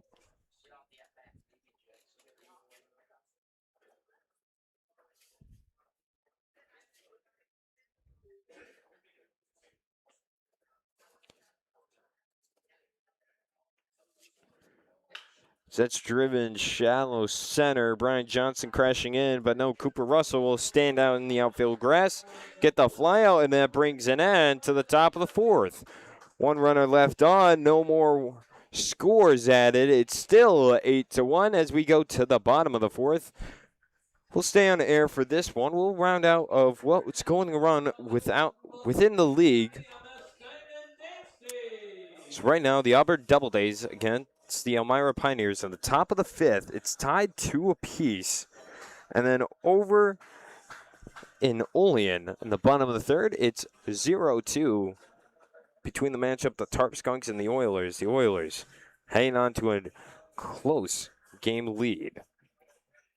Other than that, within the West Division, there's no other games going on. As mentioned, the Niagara Ironbacks and Newark Pilots, the Niagara Fall Americans at the Geneva Red Wings game were both canceled due to the heat wave that is currently over upstate New York and much of the other bigger regions of the U.S., should I say. It's not just us, but plenty of areas within the U.S. are going through whatever this heat passage is, and I can tell you it did its damage today. We'll take a quick look at the weather as well right now. It's dropped down to 82. It was a little overcast earlier. It's somewhat cleared up since then. During the game time, should I say, when we were preparing this game and everything and get the stadium ready for tonight's matchup. It was definitely not overcast, as I am sunburned from mostly head to waist. So is many of our other interns, but that's why we remind you to stay safe during everything, drink plenty of water, wear sunscreen, whatever you need. Sit in front of a fan for hours, I don't care. Get by in the heat I'm just trying to get by as well. Hopefully this weather will pass us soon. And it looks like it will by the end of the week. Tomorrow will also be very hot, but chances of scattered thunderstorms and a lot of forecast rain throughout the next week's worth of games. So we'll hope that nothing gets canceled. Remind you, if a cancellation comes across your mind and, hey, it might be rainy in Batavia, if you want to make a call, go ahead and call us at the office or check us out on social media. Don't be afraid to do that. We will post any cancellations or reschedulings on all platforms ranging from Instagram, X, TikTok, Facebook, and even now on a YouTube community post for more information. Cooper Russell sends that one deep to right, and it's out of play, so it's an 0-2 count here for Cooper Russell. So leadoff man, it's the third go-round in the batting order. We'll get the graphic up in just a second. Can you continue where we left off for Batavia?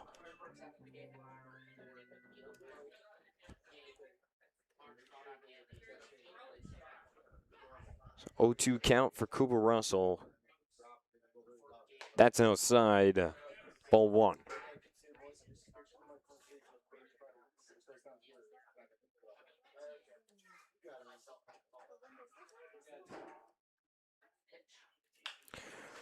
Sent back to Russell. He sends it in a return package over to center, but a little too high.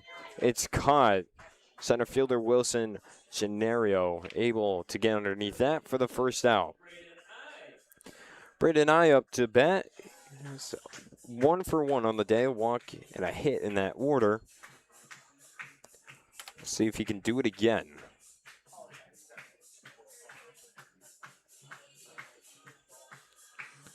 Myself for getting sunburned, it's a question of I didn't apply enough sunscreen, or any sunscreen, if at all.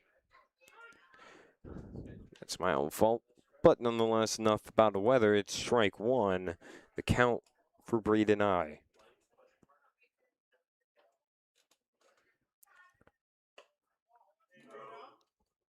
Slightly upstairs on the upstairs landing. It's 1-1. It's my distinction going forward between close pitches downstairs and upstairs. It's the landing. As that goes, that one's definitely downstairs in the dirt. 2-1. I don't know, my stairs always had a little landing when you turn around and go the other way. I feel like that's a good description of where it's right on the edge. So we're going to rock and roll with that. But I rocks that. Sky high, shallow center.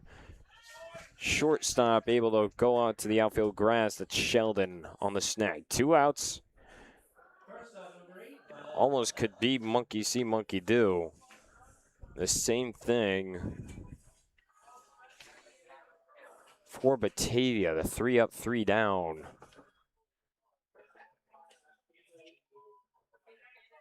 We'll see if they can get it done. Fresh count, number 8, Miles Manel.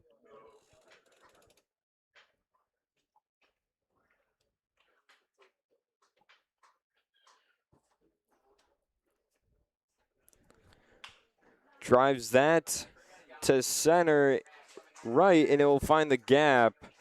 So no, it won't be 3 up, 3 down, and a hit for Manel puts him over at first base. Now to bat, number 99, right fielder Jacob Vesco in the cleanup spot today. Hit by pitch and a walk, so he's never been able to complete an at-bat so far in the day.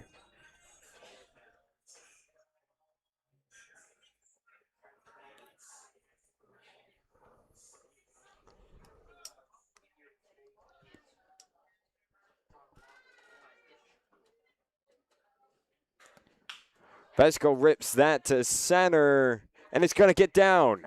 Manel going 3, but the ball is trailing behind him. And Vesco stands on 2.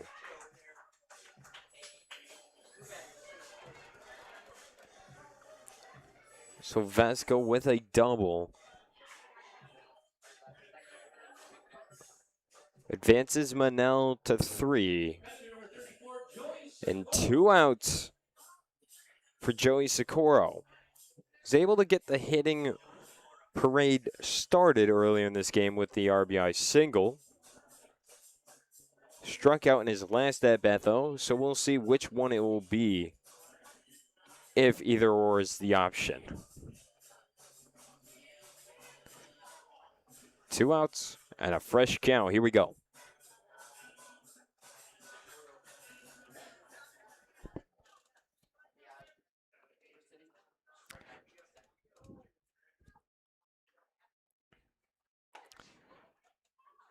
Takes ball 1, slightly outside.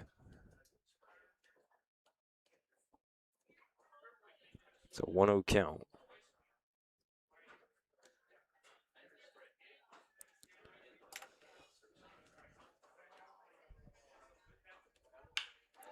Drives that deep to left. We'll get underneath it on the run. Yes. Securing the snag for East Coast was their left fielder, Jack Gorman, and brings it in to the 4th inning in its entirety. 8-1 is your score for Batavia. They are still holding on to a massive lead. So we head to the 5th inning, and to answer your question, yes. This game will only go 7 innings. It is an out-of-league game. So a little shortened. Every inning counts a little bit more here. So we'll stay on air for this one, and we'll show you the upcoming schedule at that. So tomorrow, don't forget, major game. As we don't have a 4th of July game here at home at Dwyer, but instead we'll celebrate the 3rd of July with y'all if you stop by. That game is at 6:30. It's a big one, packed house, so if you can, I would stop by. But again, that's a matchup that we haven't seen in quite some time, over a month, against the Elmira Pioneers. The only last time we saw them was the home in-season opener, May 29th and May 30th. Then on the actual 4th of July Saturday at 6:30, it's against Niagara Falls Americans on the road. Followed with Sunday, the last out-of-league game of the season against the Buffalo Diesel here at 4:05. A day off for the guys, and then a 13-game stretch will start up once more July 7th, Tuesday, here at Dwyer against Geneva Red Wings. Then we'll go over to Geneva on Wednesday. Thursday is against the Niagara Falls Americans. And then, to fix that correction, I believe that matchup will be against, we'll get that fixed for you just a second. Yes, I am correct. The Jamestown Tarpskunks. Thought in my brain, didn't want to say until I knew I was right. But away against Jamestown, that matchup also at 6:30. I'll fix that on your screen to reduce any confusion, but that's 10th Friday. That is correct. But there you have it, your upcoming schedule for the week with fixed, all set. There you go, at Jamestown, 6:30 on Friday. The rest is all correct. I can tell you that, and just don't forget to stop by tomorrow for July's 3rd celebration here at Dwyer Stadium. Top of the 5th is underway, and here we go.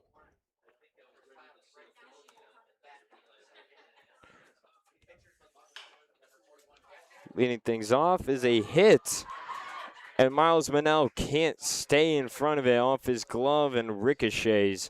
Noah Capadonia able to reach first. As that goes for the first error recorded for Batavia tonight.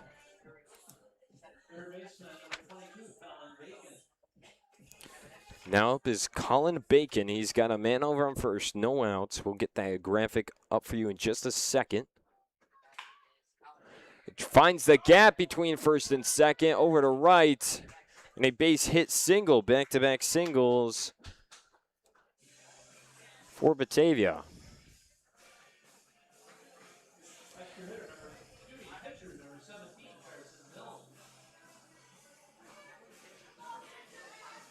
We do have a pitching change for you.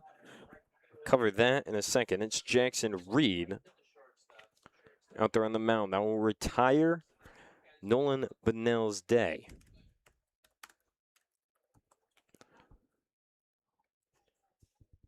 Carson Milne is up to bat. I've seen him pitching as of recent. But right now, he's in the batter's box. And there's your score bug for you after the first pitch. It's a 1-0 count. Reed will check second, delivers home, driven over to first. It's too hot. Can't take it in as Roque. He gets the out over at first in time is the call. Time called officially. Or no, he is safe. Goes down at safe. Bases loaded situation. No, actually. Meeting between the umpires. So going to hold off on the statement. So quick talk between Reed and catcher. Again, that's Joey Socorro and as your catcher. So again, to confirm, an out off the play. Cooper Russell still able to get the ball back in time to Roque over at first. Secures the first out this inning. Fresh count, 1 out, 2 and 3 as people on. It's Aiden Chitto out to bat, last man in the lineup for East Coast.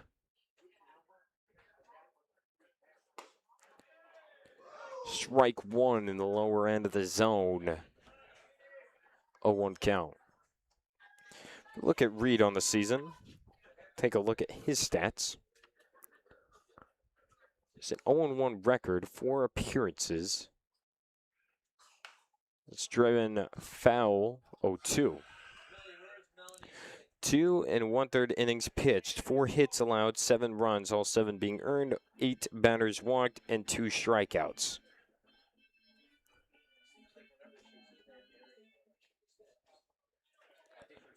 So 0-2 count, 1 out. Reed delivers, and it's outside 1-2.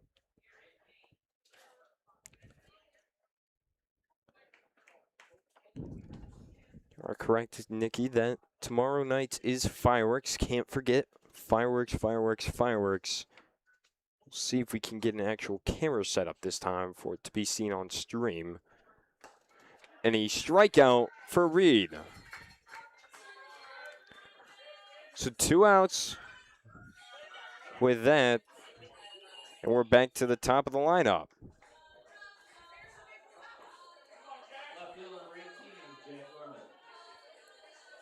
Jack Gorman, left fielder, he's 0 for 1 on the day. Fly out and a walk.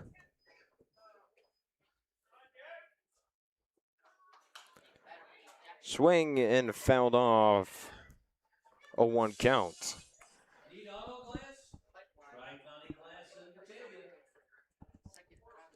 Pipeline trying to not let this inning get away as well. Many innings so far with at least 1 runner left on and 2 in scoring position here. So just trying to bring this game within reach. It's 8-1. The 0-1 is driven to Manel. Secures it this time. Toss over to first. In time for the 3rd and final out. So retires the top of the 5th just like that. After seemed to be an awkward start with 2 back-to-back hits, but no, Reed gets it done. Bottom of the 5th, here we go when we come back.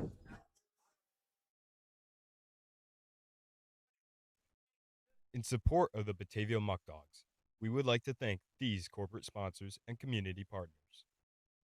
Alex's Place, Allegheny Farm Services, AmeriGroup, Arc of Glow, Ashley Furniture, Batavia Downs, Batavia Foot Care Center, Batavia's Original, Best Choice Heating and Air, Bikers Against Child Abuse, Von Traeger Auctioneer, Bourbon and Burger, Bright Path Kids, Holy Hill Vineyards, Burger King, Casella Waste, Salino Plumbing, Chaplin Valley Equipment, Council Rock Wealth Advisory Group, Crosby's, Daily News, Dave's Ice Cream, Easttown Beverage, Eli Fish Brewing Company, Everdry Waterproofing, Farm Credit East, Purell Gas, Ficarella's Pizza, Frank's Call Mr. Plumber, Freed Maxix, Genesee Community College, Geico, Local Batavia Office, Genesee County Chamber of Commerce, Genesee Lumber, Genesee Penny Saver, Go Health, Good Life, Graham Corporation, H.B. Hood, Internet Crimes Against Children Task Force, J. Leonard McAndrew Funeral Home, Ken Barrett Chevrolet, Leaf Guard,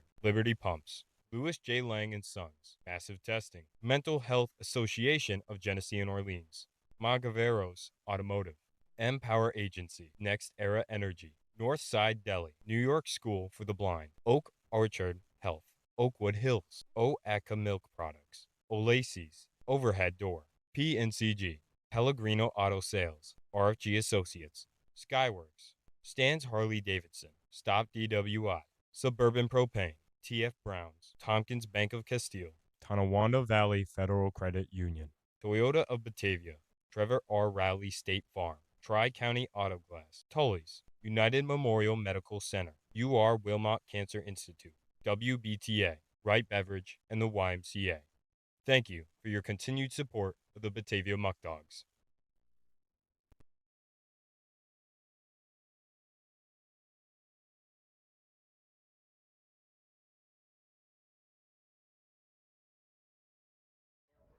Welcome back. Here we go. It's the bottom of the fifth. Fouled off his leadoff man here for Batavia is Kyle Vaughn. A pitching change also occurred, bringing number 19 Brandon Leto to the mound. He's stationed over at first. That goes for ball one. It's a 1-1 count. We'll get that score bug up for you. And again, Brandon Leto coming in. He was over at first. Taking his place was extra hitter Ryder Kopaz. And that goes for strike two, 1-2. Dribbled between the gap. Third and short, trickles over to left, and a base hit for Kyle Vaughn.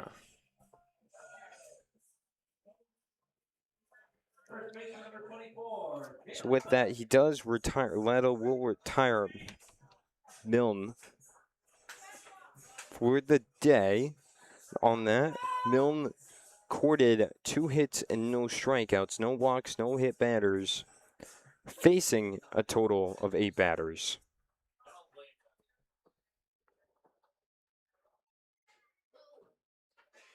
Now up is number 24, Jalen Roque. 2 RBI double and a hit by pitch. So let me fix that score bug for you in just a second. All caught up now. And pins that in the bottom right corner. It's 1-1.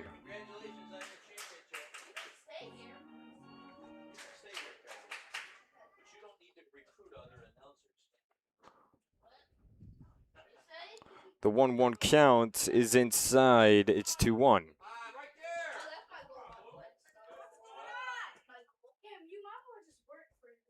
can tell you within Dwyer Stadium for today's game, we got plenty of fans for the East Coast Pipeline here. 2-1 dribbled foul. It's 2-2. We do have a good showcase of fans here for tonight's game. Tomorrow is definitely going to be the packed one. I'll tell you that. But nonetheless, the fans here, it's a good batch of the away team as well. So we have the sun beaming down just underneath that huge cloud. But it's going to interfere with some players inside its full count. You can see, though, that is no joke of a sun. Casting over to these first basemen and over and right. They're protected by the wall. Swing on the payoff. Can't connect, and that's a strikeout for Leto. So 1 out. Brings number pinch hitter, 21er. Pinch hitter number 21, Matt Marsh, will replace Mason Davey in the lineup.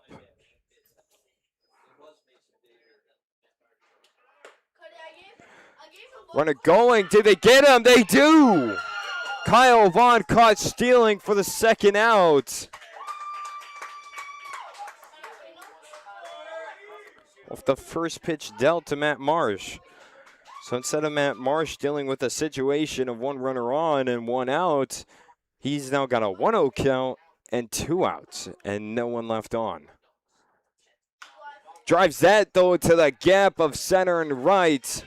Matt Marsh gets a hit on his first at-bat today. That's what I was going for, as I was struggling to say that.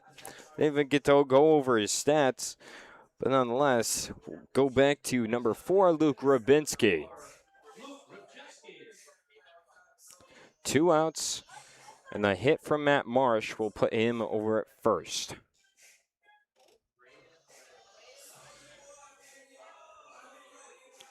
We'll see if this inning continues here. The sun is only somehow, as more as it sets, it's getting worse. Any left-handed batter is going to have to deal with that as well. This is Rabinski inside. It's a 1-0 count. In the infield, everyone's got their back turned, or at least to the side, and luckily in the shadow is the outfield. They shouldn't have too much trouble. That's dribbled within the infield. It's taking a few hops. Second baseman, on the other hand, toss. Called safe. Dropped the ball as well. So that's going to also make another reason. That was a slow dribbler within the infield grass. Leto tried to chase it down. It seemed like he had it, so the second baseman had a late start. Cappadonia didn't crash in as fast enough that he would have liked to. He finally got to it after it trickled all the way to the infield dirt.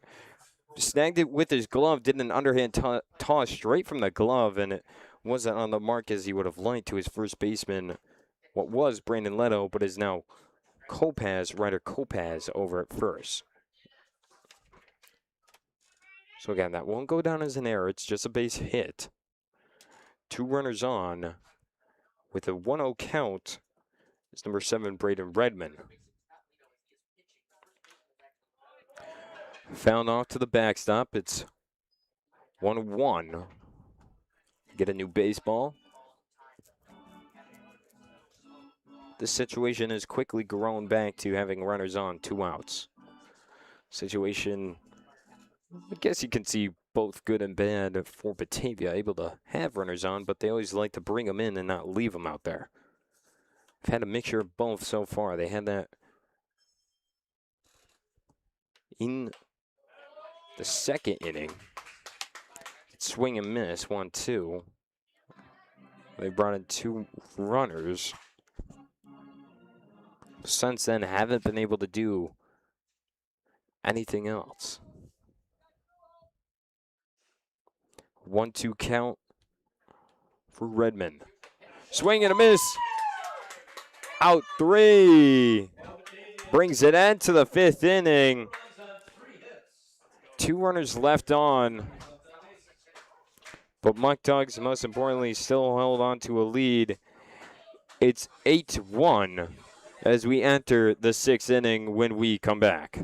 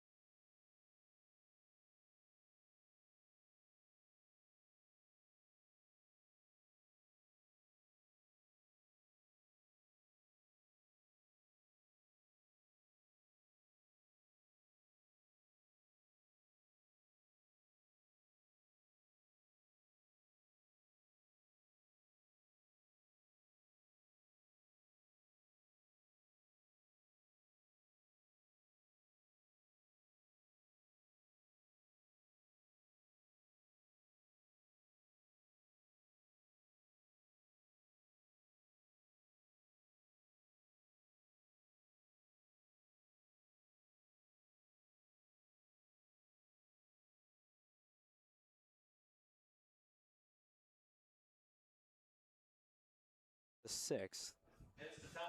Top of the sixth underway. Before anything goes, we'd like to remind you fans that 2027 season tickets are on sale right now, starting at just $99 for general admission and VIP $199. Call 585-524-2260 to join the Muckdogs Mafia and get your seats today.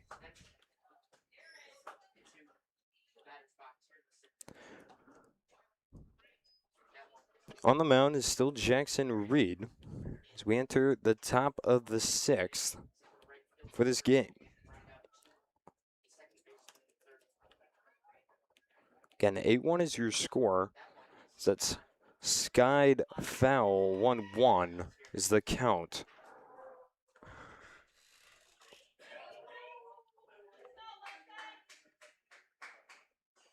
Up to bat for East Coast is number 27, Wilson Gennario.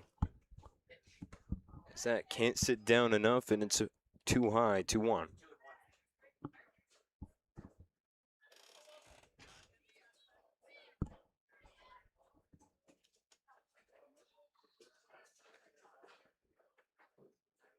The 2-1 is driven off heat, but sent over to right. And Vesco will stay in front of it, but a base hit for Gennaro. Now to bat is number 5, your catcher, Eric Stenstrom.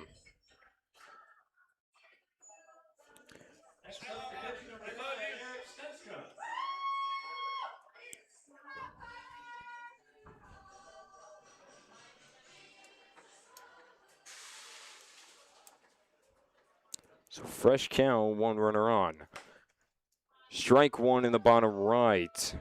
Reed bringing the heat and locates it perfectly.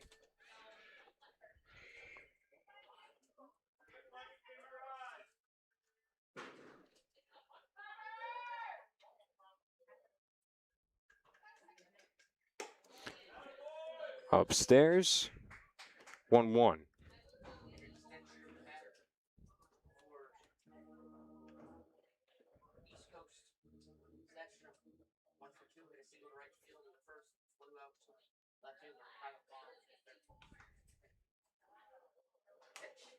That's driven foul, 1-2.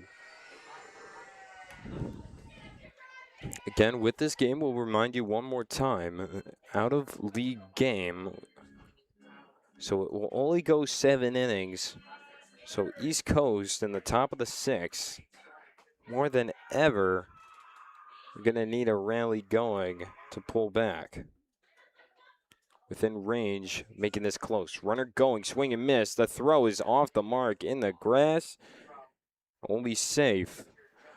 Out at the plate on the strikeout. So 1 out, but runner able to advance. Gennaro now stands on 2. Stenstrom with a strikeout swinging. Brandon Leto up to swing. He's done it both. Pitching and swinging. See if he can continue his day so far. 2 for 2. So he can get it done in both ways. Already has a strikeout to his name. That's going over to left field. And that goes foul, so we'll do it again. A 1 count.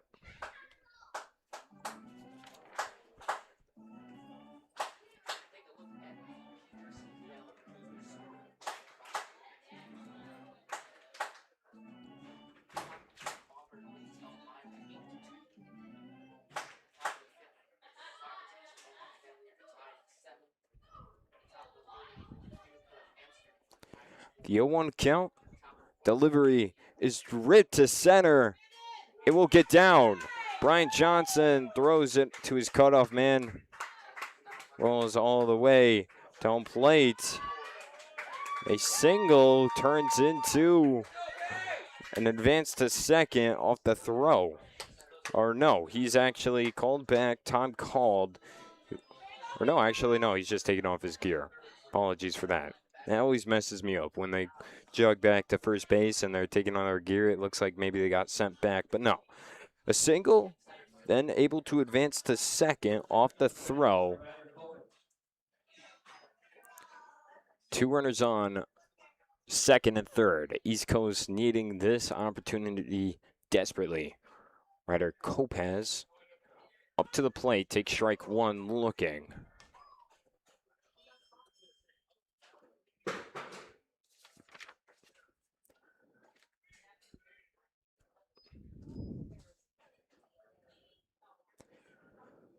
The 0-1. Dribbled foul. It's now 0-2. Reed trying to avoid runs being brought in East Coast. Maybe a late rally developing. But Reed has the chance to stop him, especially with this count playing in his favor.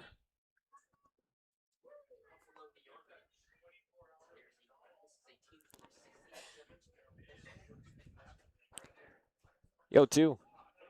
Just outside. 1-2.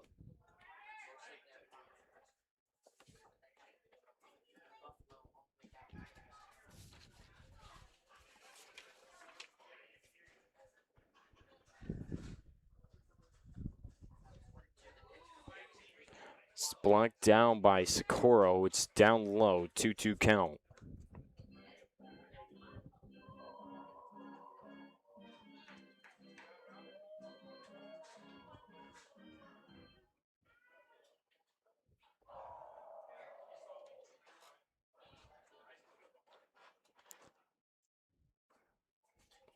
Read the pitch. Got him looking, and that's a second out.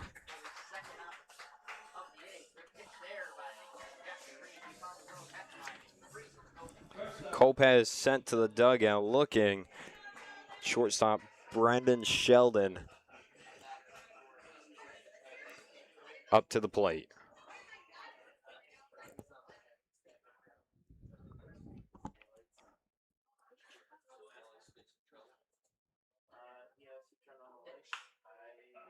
Dribbled over the short. No, third baseman comes across. Takes it in front of Manel and makes the out. Lasering that over to first, so no scores brought in. What seemed a favorable opportunity for Pipeline to get back in the swing of things, and they can't. Bottom of the second only allows Batavia to make it a more troublesome top of the 7th, where Pipeline will only have one more chance in just a few moments. For now, we'll stay on air. We got to do what we always do every game. I've got to ask you a question. Here we go.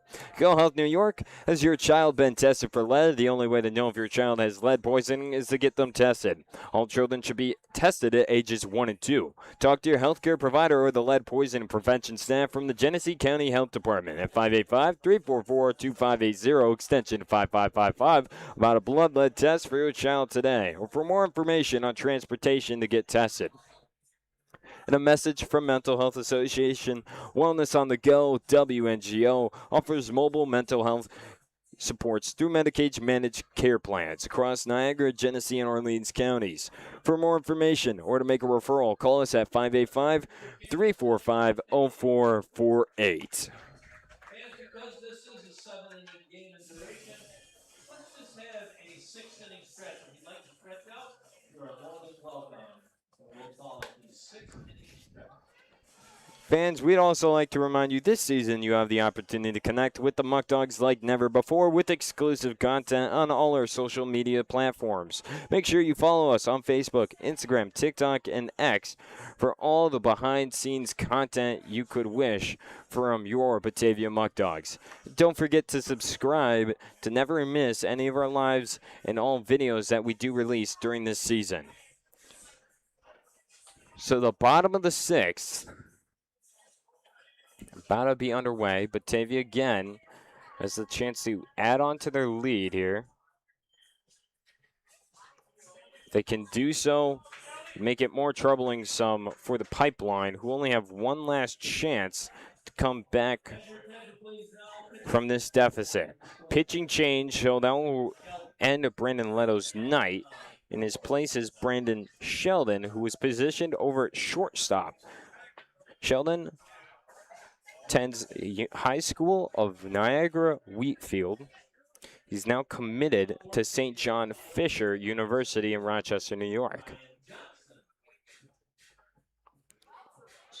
getting his infield hyped up.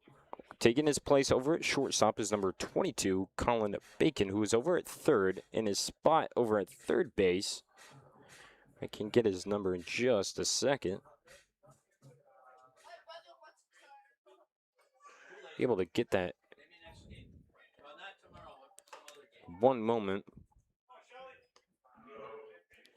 But until then, I have to use my binoculars. But again, bottom of the 6th, here we go. We'll get that graphic up for you in just a second. So the count that we just missed is now 1-1.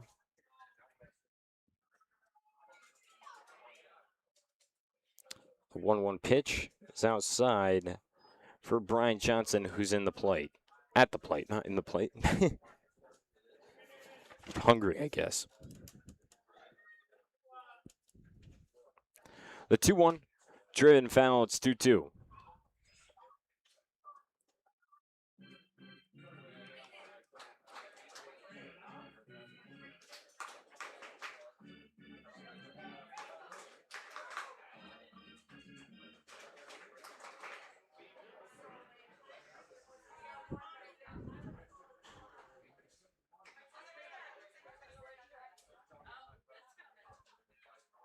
Swing and a miss.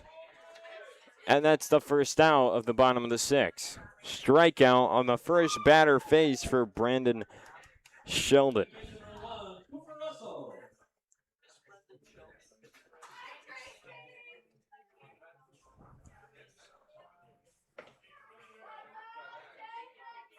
I believe that's number 3 over at third base. But up is number 1, Cooper Russell, the leadoff man, and leads things off here. I guess second to lead things off. A base hit puts him over at first base off the first pitch. His first hit of the day. Following 2 walks and a flyout. But again, number 3 is Noah Capadonia, who was over at second. So everyone's just shifting. Then the infield for the pipeline. I'm trying to keep up. 27 is now over at second. That's Wilson Gennaro, who was over at center field. I'm just going through a rabbit hole here. Trying to keep up and watch the pitches and everything. Take strike 1 is second within the lineup. Braden I. 1 for 2 on the day.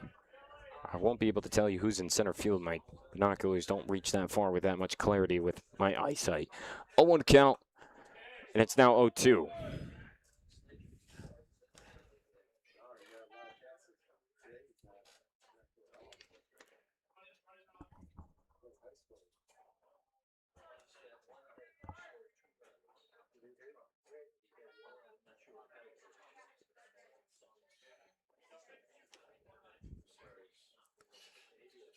So the 0-2, Cooper Russell going.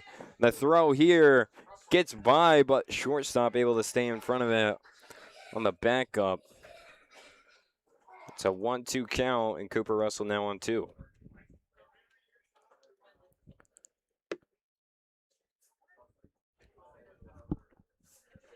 Another day, another beautiful sunset here at Dwyer Stadium. Almost like a crisp line of a cloud in the background. It looks pretty cool the way it waves down there. 1-2. Down the dirt, 2-2. Pass ball, Cooper Russell going. He'll advance to third for free off the wild pitch. 2-2 count now for Braden I. It's also very orangey. Orange is one of my favorite colors. So I don't know. I like it. I think it looks better in person, though. Like, it still looks cool on the broadcast, but it's just, like, more fluent in the color changings. Driven over to second, and the play at first in time. The ground up for Braden I is an RBI, though. Brings in Cooper Russell for the first score for Batavia in a while, but it's nonetheless adds on to their total. It's 9-1. A little bit of break doesn't hurt anyone in the score box, especially when you're already up 7. Now they're up 8. Number 8, Miles Manella, fly out, RBI, sac fly, and a single on his day. We'll update the score, the rest of the score bug for you. No one on, 1 out, 2 outs, excuse me. Take strike 1.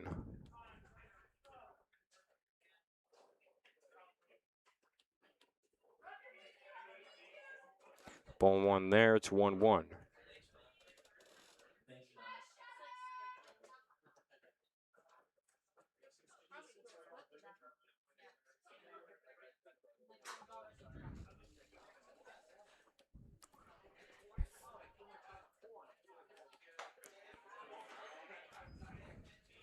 Swinging there, swing and miss there goes 1-2.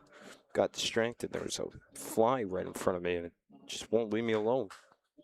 It's one of the negatives of having a window open right in front of you, but it gives you a clear view, so I guess I'll have to take it. Strike 3 brings an end here for the bottom of the 6th. 1 run brought in, 9-1 is your score as we head to our final inning of today's matchup. Again, reminder, 7 innings, so this is it.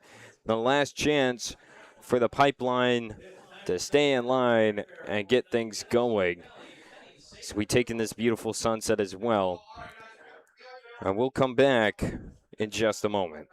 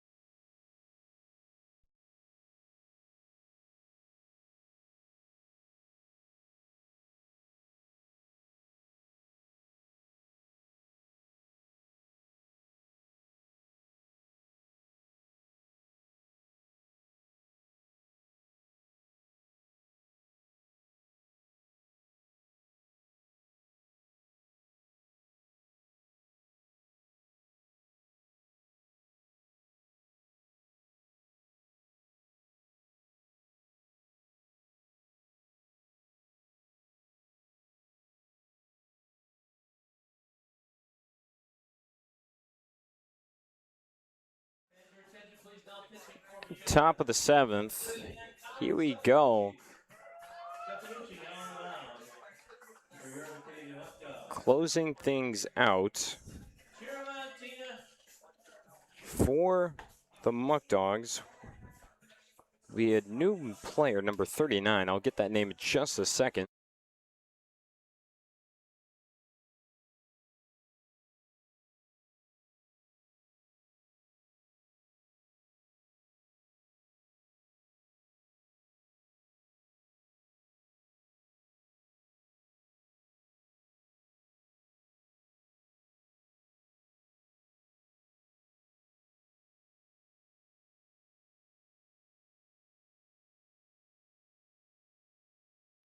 Back with the name, it's Colin Stefanucci on the mound for Batavia.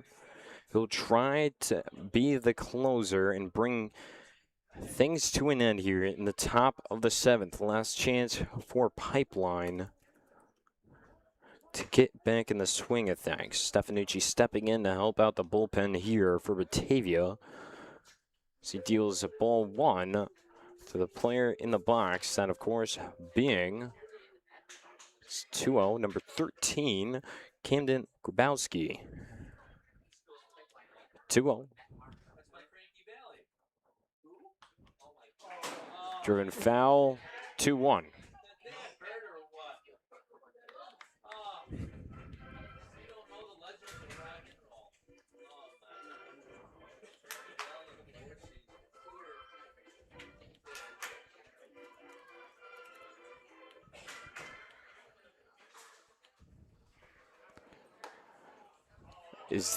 Whoa, I guess ball 3, whatever you want to call it, but let's use our imagination. 3-1. There you go. Strike two, full count.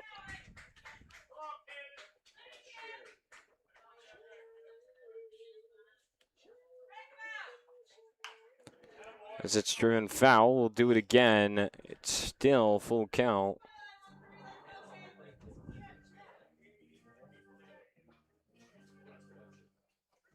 Waiting the payoff once more. We'll do it again. Payoff. Got him. Looking, and that's one out, two more to go.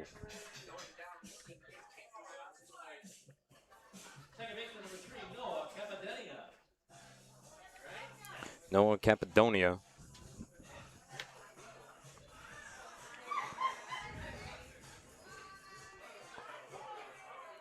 See if he can wrap it up. Outside. Wrong button there. 1-0.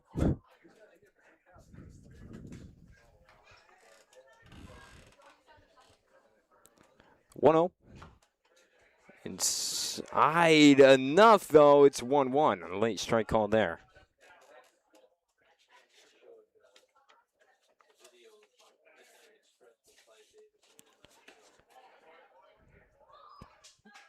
Guess outside 2-1. Zone today, I would say, from my viewing perspective, a little tight. Both the outside inside edge. Sets driven to left. Got to back up, but just underneath it, plenty of time is Vaughn, and that's two gone. One more to go. Well, they get the last pin to drop. It's not really a split, given that they're up here, but it's kind of like just picking the 5-pin. You know what I mean by bowling terms, a 5-pin. It's all that's left standing. Can't get that to sit in the top left corner. It's ball one, 1-0 count. But two have been retired. Can they get the last one? Driven foul, 1-1.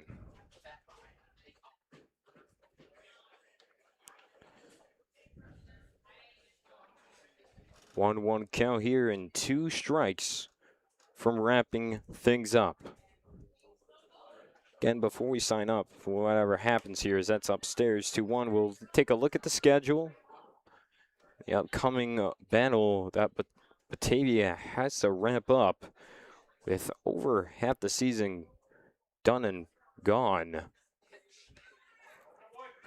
Got to hold on to first place in the West Division come playoff times, because the season ends for the Muckdogs July 25th. Around the league, it could end July 26th for other teams.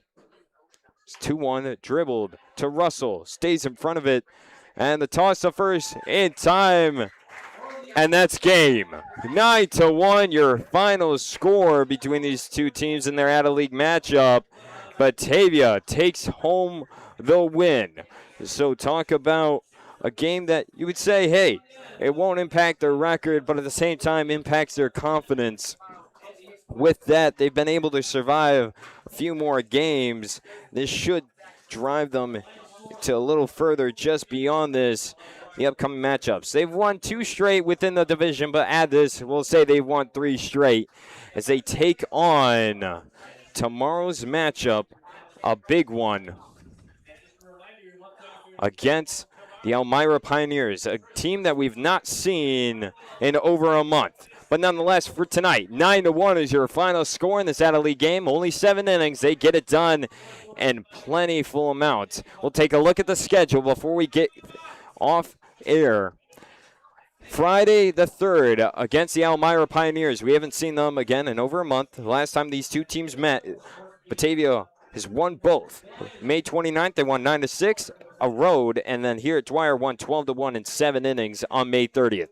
July 4th, if you want to celebrate with us, come on air. We're against the Niagara Falls Americans over in Niagara Falls at 6:30. Sunday, Buffalo Diesel, an out-of-league game, last one of the season, 4:05. Day off for the guys, then Geneva and away at Geneva in the 2 consuming days. Thursday against Niagara Falls Americans and corrected. Friday, the 10th at Jamestown for another big matchup. But don't forget tomorrow, not only have we not seen them in a month, but it's fireworks and our own 3rd of July. So please stick around, come around for in person or on air. Join us one way or another. It's going to be a good one. But again, mind you, 9-1 is your final score here today. Thank you for joining us. Everyone, have a good day. My name's Grayson Natale, and good night.